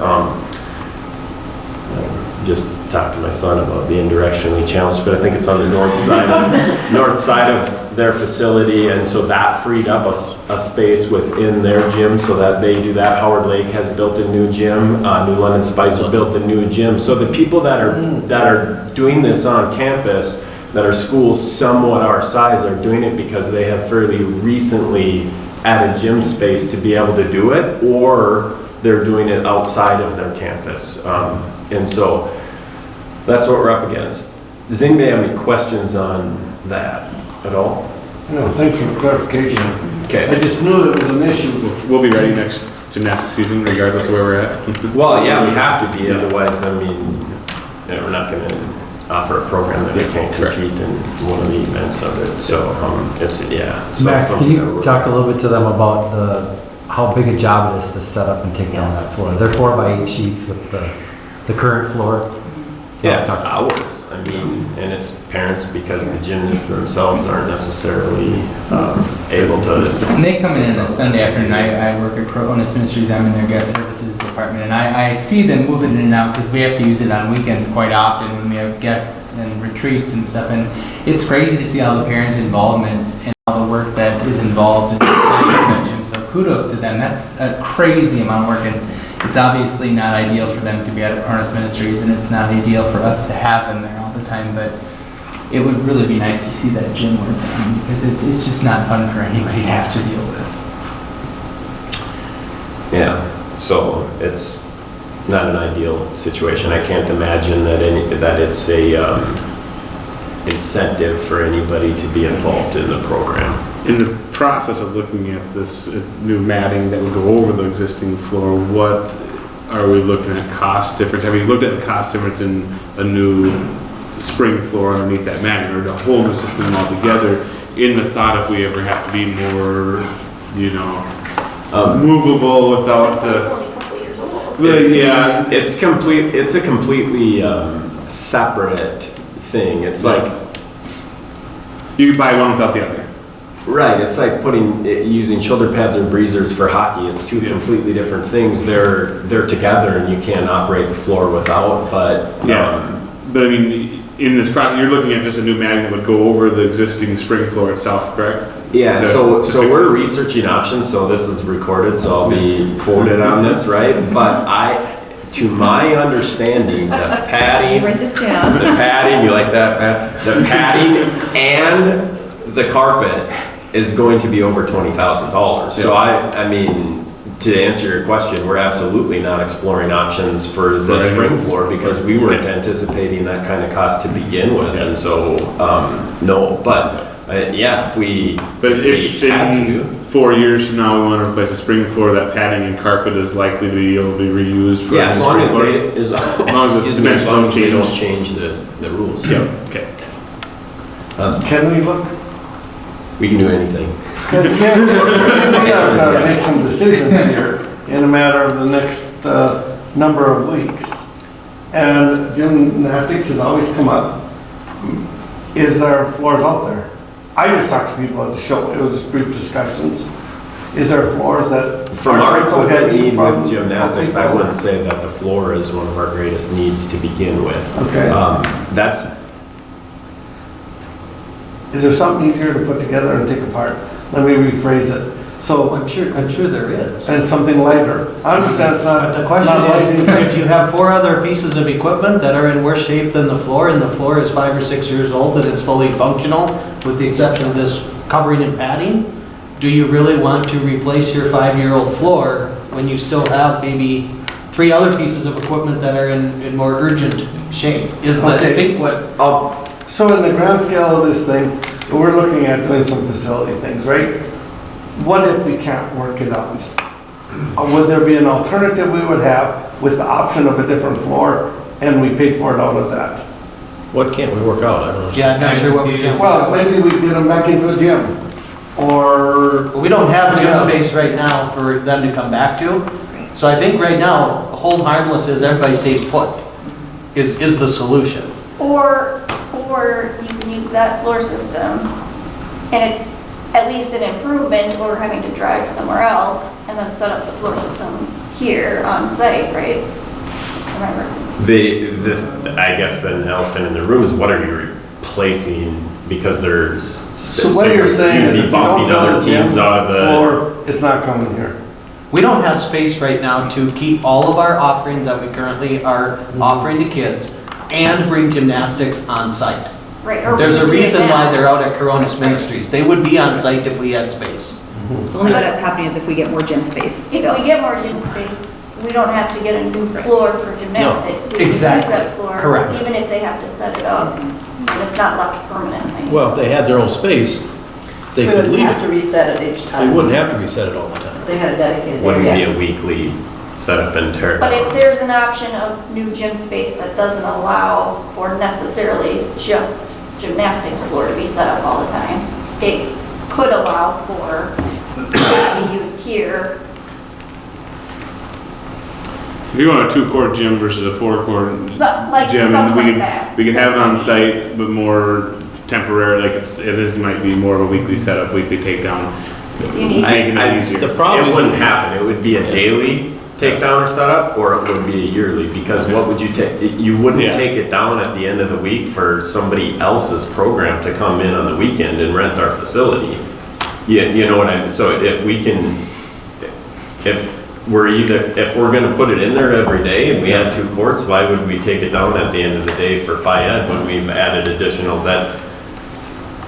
You understand what I'm No, saying? I understand what you're saying. I just want to make sure that, like, I think Bruce was Gymnastics mentioning. needs a dedicated space, period, here, or it's not. If they're gonna come on Right. campus, It's not coming. you have to put it in a space that you can lock up, or we didn't gain, the only thing, and it would be a gain, right? They would be on campus here, but it would create other issues too. Whereas literally right now, they can at least leave this stuff up During the week. during the week, you know, as opposed to taking it down every single day. So if we, let's say next year we operate status quo with our buildings and we say they're coming back, they have to take it down and put it every single day. So, any other questions on gymnastics? No, that's good. I think it's good conversation to have so we understand what we're up against. We'll be starting the second year, excuse me, this summer with day 1 strength and conditioning coming in and doing strength and training. It's split up into 3 groups. So the middle schools, which is 7th and 8th grade, is a co-ed, and they'll operate together. And then the 9th through 12 male is separate from the 9th through 12 female. And student athletes are able to participate in that for a cost of $50, which is greatly supplemented by boosters and so forth. And they come in and get it. It was very well received. Last year was the first time. Otherwise, it was basically up to kind of each individual coach to run their programs, and some were strong at it, some weren't. And so we're excited about that.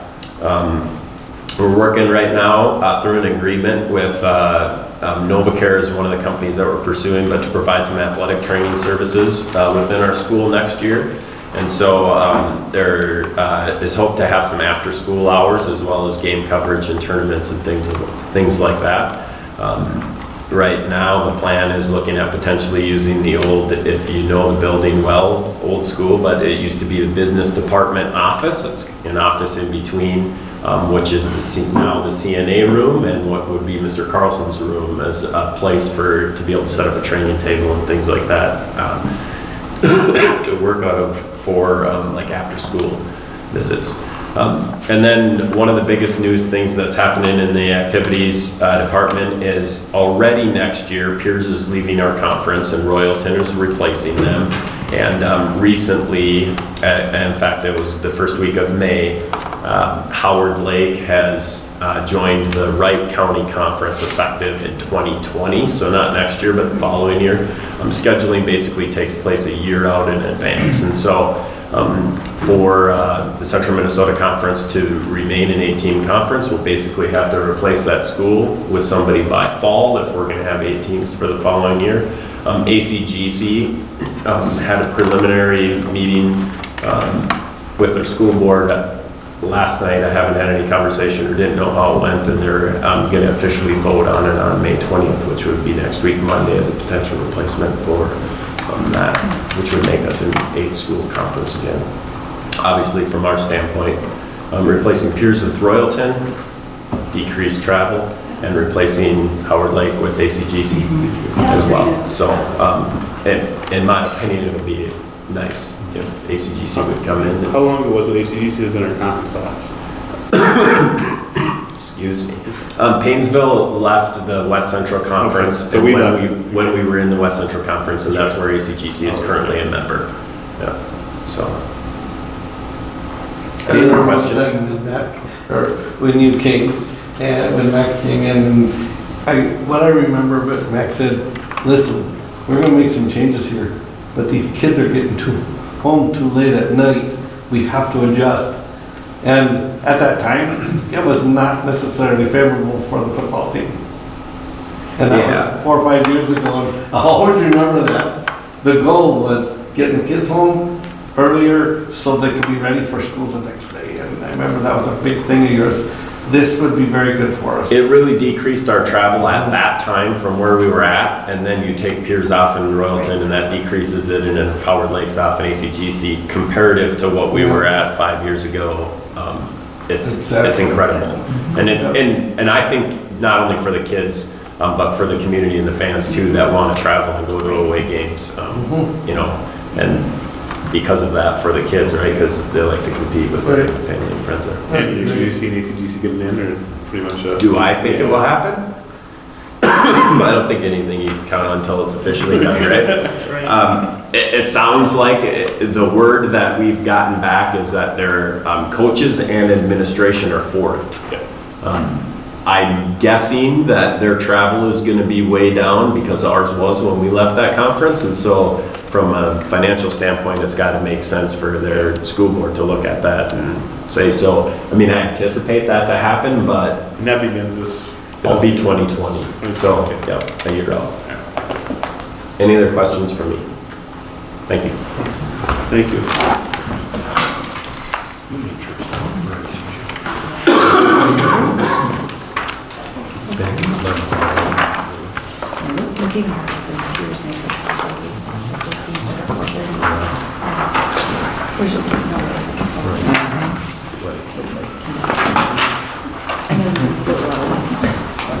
All right, to keep on the theme of surveys, I've got a recent survey. This is some good data too. Kind of correlates to your survey from school perceptions. This is a statewide survey that was done on behalf of Community Ed. It was a random sample of 800 Minnesota residents with a balloon sample of 800 Community Ed program users. And it was completed January 15th through February 5th, so it's very new data. It is a statistically valid survey. So I'll just kind of, I know the meeting's getting long, so I'll just kind of go quick, but this kind of highlights page 3, satisfaction with Community Ed program experience. This is statewide. This is statewide, yeah. We did not hire them to do just our district. You can see there 88 primary information source about Community Ed. As much as our Community Ed programs would love to save the expense of our brochures, it still shows that almost 50% of our residents, that's still their main source, with 25 direct email, and then it's broken out. Most popular offerings, as you see there, student, ECFE, down the line there. This is statewide. ECFE, page 6, preschool impact on future Community Ed program, which is interesting. So if your ECFE preschool use, as you can see there, if you're an ECFE preschool user, you're more likely to be a multiple user, which kind of makes sense. Impact on page 7 on open enrollment. As you can see there, if you take ECFE preschool classes in your home district, you're much less likely to open enroll out. And if you open enroll in on ECFE, you're more likely to open enroll into that other district. Page 8, factors choosing adult enrichment classes. The top ones are length of sessions and number of sessions. That's kind of the sweet spot. People are busier and busier. 9, this is when it starts getting interesting for you guys. So as I look at it, as my main role as a community education director is to be that link. Our program is the link between the school district residents and the school district, which majority do not have kids in school. I mean, those are the demographics. So you'll start seeing now what that, as what community I can do. So all residents information level, as you can see there, their connection with the school district. So very informed or somewhat informed. And if you look at a community ed program user, the very informed and somewhat informed rise dramatically. Page 10, quality of education. If you look at general, all residents, is a 75% good or excellent. And if you look at community ed program users statewide, excellent and good jumps up significantly also. Page 11 is your favorite one, I think, for school board members. So if you look at evaluation of school boards, all residents, you can see the excellent and good. And if you look at community ed program users, how that jumps up. Evaluation of financial management, you also see a large increase in good and excellent from community ed users over general residents. Here's where this is applicable to our discussion on the facility project, the possible facility project. Property tax increase for public schools, all residents, statewide 50% are persuadable, 25 are against all. If you look at the difference there when you go over to community ed program users, 55 persuadable, 29 for all, and your against all drops down to 12. So here's the sweet spot, the $100 tax increase per year referendum election vote. All residents opposed, 55 statewide. Support, and then you see community ed users there, support. Actually, I think they've got that on that other side wrong. He's got a little flip there. But it goes from 55 to 73 with 22 only opposing. So what is the overall, the demographic group changes in support of a referendum? This is for community ed users. Seniors are up 20%, 55 to 64 up 12, empty nesters 17, men 9, Republicans 8%. And then of course they're asked continue state subsidy of community ed programs. Wait, why are Democrats not on here? What's wrong with Democrats? Because they're all in support, so they don't worry about it. Yeah. So the public, there's no change. I didn't set up this. Look at I didn't set the questions. As you can see, Let me try to get past that one. Yeah. State subsidy of community ed programs, of course, 77 to 61, and the last page, 16% positive impact on impact of community education programs overall. So I have a question for you. So based off of the data that we got back, there was, you said like we're what, 20% above most schools in our school satisfaction. Based off what we know, we have high community ed users. I mean, there's obviously, there's a correlation that. We hope so. Right? I mean, but that would I back would the suggest, data. that's how I would see Yeah. it too, that I would there's say, a definite good correlation job. between the great community ed Yeah. program that we offer here and the support of the school district. Yeah. Because more people in town, Absolutely. of all ages get to utilize some aspect of community ed in the school. And that's the whole idea behind the project, right? I mean, we aren't looking at just one blinders on, we want to just fix this one program. We're looking at a holistic community. So, It also says when we get to that point of trying to get a vote, we need to use community. Right. Yep. And we will be, of course, at the table and however we can help them and to leverage those relationships. A couple other just real quick reports for in here. As you can see, a lot of stuff being pulled out. It looks like a mess, our makerspace, but that is because we are full go into innovation center mode. As you can see, our construction trades have put up a wall. That's going to be our new broadcast studio for audio and visual broadcasting. So they're finishing that up. We're going to do some things inside. We've got all the new equipment picked out. We've had conversation with the CT group, the Gala group about waiting for some of that, and we can get ordered, and we are rocking and rolling for the 31st, is that what it is? July 31st for the big reveal here and the open house. So, and the last thing, just real quick, I want to report, last time I reported about our opportunity to go live stream at the FFA convention. So I took 2 students down, and I do have to give props out to Natalie and the state FFA organization, because I've told everybody after I came back from that conference, I've been around a lot of students and big groups, but the first night there were 3,500 FFA students in the Mariucci Arena, and I've never seen a group so well behaved and respectful, and I mean, it was amazing. Our experience there was fantastic. We had a great experience doing our live streaming. Our students were able to experience some real pressure, because they were doing it.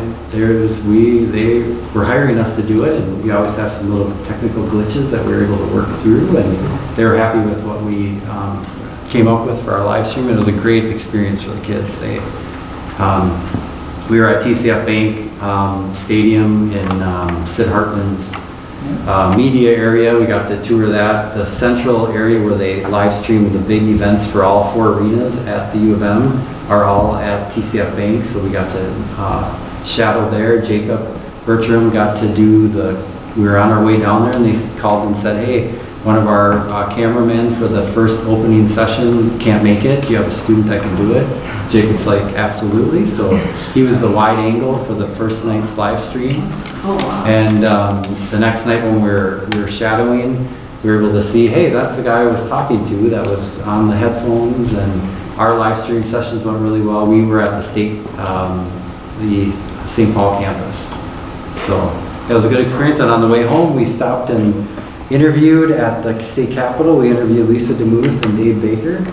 And our students, we just showed up and wrote out a page slip, because Jacob was a page the year before, so he knew the process. And we got an interview with them. That'll be in our next broadcast. And Mary LaHammer from TPT2 was there, and Jacob's jaw dropped because he loves watching political. And so I said, hey, Jacob, let's go over and talk to her. So I went over and introduced us to her, and she just about hugged him, because she's like, what? Somebody under 70 watches my show? She was so happy. She's like, can you tweet this? And so that was pretty fun. And then Tom Hauser from Channel 5 was in the area there doing a story, so we went over and introduced ourselves to him, and it was a good experience for the kids. So. And thank you for live streaming the band and choir. Oh yeah, that's set up now where they can just hit start. So yeah, so we were able to get 1 softball game in so far and a baseball game. So How does that work to live stream from the softball field? Is that difficult? It's not as easy as like in the baseball as far as like vantage point, but yeah, it's doable. The big thing is we would do a lot more games, but we have a crew of 2, and our main guy's in track and field, and so in these track meets, there's baseball games, and so hopefully next year when it's in the curriculum and a program, they can really take it and run with it. So have you had enough interest in that level, do you know, as far as the curriculum based on that? Find out next week. Yeah. Great. We have a lot of interest on people watching. Like our baseball game, we debuted 2 good camera angles. We had a new camera right behind home plate, and then we had a camera on the side. So we had a lot of positive feedback on that. We did a doubleheader, so hopefully there'll be lots of students that want to do it. Any questions? Okay, thank you very much. Are you live streaming commencement? That's a good question. Have you done live streaming commencement in the past? We have never done it, no. Can we? Maybe Do we have somebody that can do it? Okay. Yeah. Oh, well, week started out a little different. We turned the boilers on over here on Monday to heat the school up a little bit for a couple hours, and by that afternoon they wanted the chiller on because they had a band concert, and they figured the lights and everything would make it too warm, so we got that going. So boilers are down. Tore the boiler apart at the elementary school, or both boilers this morning. Opened the doors up while we started them, got the pressure up, and shut them off, opened the doors up, and found 3 tubes leaking, so we'll have to replace them. Also, we had the city water. We tried to get water to the softball fields and baseball fields and concession stand. Well, we turned that on, and the water bubbled out of the ground. Had a leak down about 8 feet Voss came up and dug it up. It's in our football field. And replaced the curb stop, and we got that water running today. As far as gearing up for summer, like Matt was saying, we're starting to tear things down in here. We got bookshelves torn apart and moving things out of different rooms. Pull the chalkboard off a wall. That was interesting because it was glued to the wall and made a mess. But other than that, the guys are out mowing a lot, we've got 7 kids hired. But of course, they're all in sports yet and we can't get them to come help. And of course, they come on a weekend, but it rains on a weekend. Other than that, That pipe leak, frost related, they think? I mean, I know he feeds a long ways down, but it was just corroded. Just corroded. It was a curb stop, come off the main line and just there was not enough, but he pulled it out and, yep. I don't know how long it's been in the ground, but. Long enough to grow. Yeah, definitely. Any other questions for Don? When are we looking at the new boilers? The new boilers have tubes. Yes. They're either gonna have water tubes. So the issue of the tubes isn't gonna go away. Well, it will and it won't. I mean, In due time, it will go away. There'll be brand new good tubes for 20 years, 15, 20 years, and then we'll go back to the issue. Correct. Yeah. Everything nowadays. I thought maybe they were getting heavy. I'm waiting. My boiler tubes are 12 years old right now, 13 years old right now, and I know one of these years we're just going to be in the replacement mode. But at our store, we were replacing tubes all the time. They just was one of those things that. Yeah, at this rate, like at the elementary school, the burners are, I'm not even sure what year they are, but they have to be replaced. You can keep replacing it. Granted, I don't know why you would, because for my part, I sit and worry at night. So you replace this part, well then what's going to break next? That is my biggest fear is one day we will not have school because we won't have heat. So I don't know. But they both have to go down at the same time because you have a backup, right? Well, this winter is an example is we did not have a backup or a portion of it at the elementary school, so. Because the tubes are leaking? No, because of the fuel feed. Yeah. So yeah, we ran on one boiler. What's that? What was the final cost for that? Was it gelled up or? They're still gonna investigate that. Well, they haven't figured it out yet. But if it can't get the oil, it is the boiler. The only thing it might have lost its prime from the tank, so investigate that one. I just thought maybe you should new ones and I had to look at them, get away from the tubes and all that, because that's the way it is. That's not going away.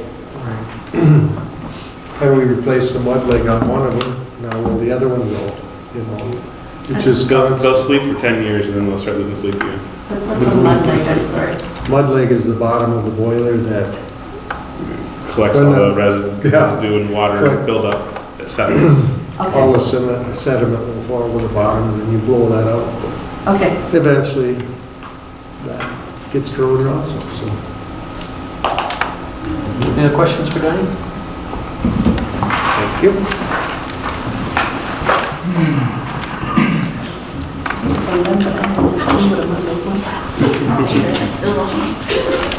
I can draw you a picture later. So we're on the last item here, request for information and round table. Matt and I'm going to the Capitol tomorrow, and Matt will be joining me for a while, and we're gonna, I've been texting back and forth with Senator Nelson, and it looks like we're gonna get a meeting with our E12 finance policy chairs. Nobody knows what's going on at the Capitol right now. People are banging their heads on the desk. Just a reminder of how far our education funding is between the House, the Senate, and the Governor. The Senate only has a $307 million increase. The Minnesota House has a $1.2 billion increase, and the Governor offered $882 million. So there's this giant gap. Talks have broken down at this point. They're all going home. There's a Health and Human Services Finance meeting that was going on, but it's not looking so great right now. So we're getting Senator Nelson and one of my friends, Representative Hamilton, and Lisa Damon if she has any time. And then we've got, some fun and get to be on the House floor with the legislators in the afternoon and stuff, or early morning stuff. Sounds like it's more of a problem with the Senate and the governor than anything else.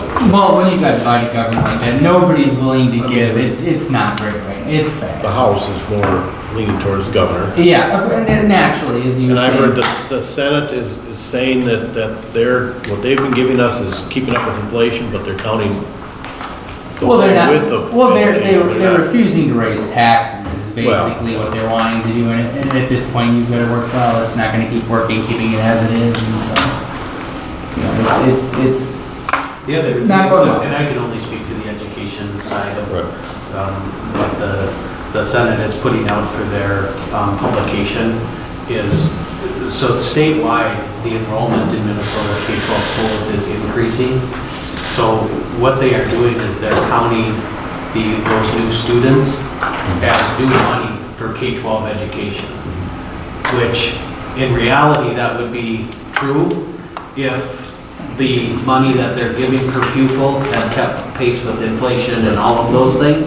But if the per pupil foundation aid is already behind what it was in 1998, to add more students at a behind rate doesn't catch school districts up.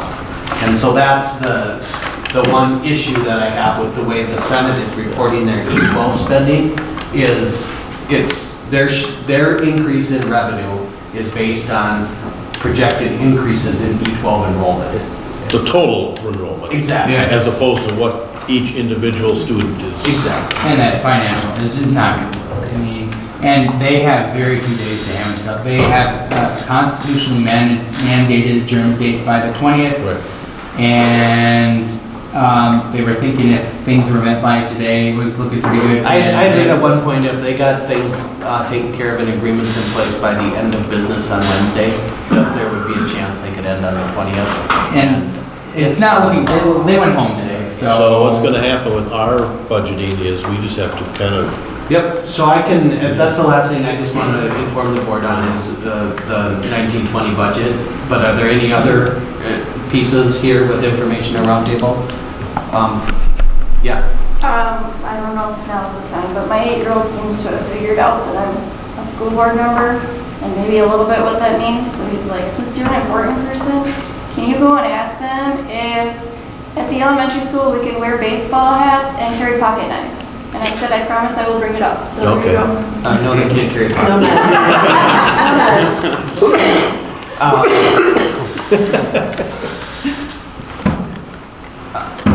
You're talking about budget, wasn't it? Budget. Budget increases next. That threw me. Are we gonna be, only a Sorry, couple that's cents? topic. Okay. 1920 budget, so we are very close to finalizing. Carrie and I did meet again this week to go over where I think all of the categorical budgets, whether it be LTFM, capital outlay, the different clumps that all come together. I do believe we are sitting in a very good position that we will continue with the budget plan that was presented a couple months ago.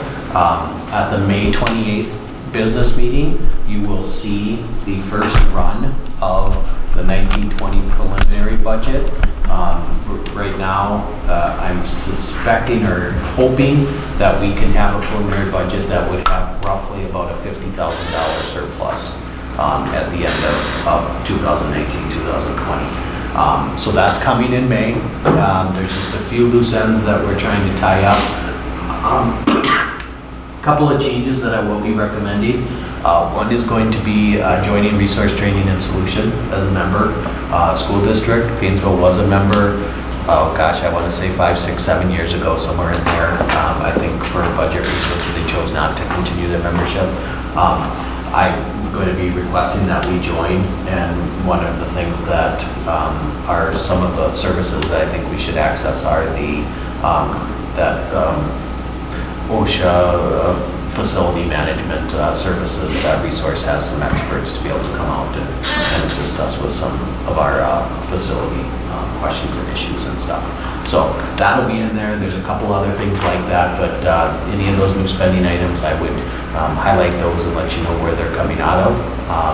And then we will review that on May 28th. By law, the board has to approve a preliminary budget prior to June 30th. So you'll see it in May as a full comprehensive budget, and then it'll come back at the business meeting in June, and you will have, I will be asking for your approval in June.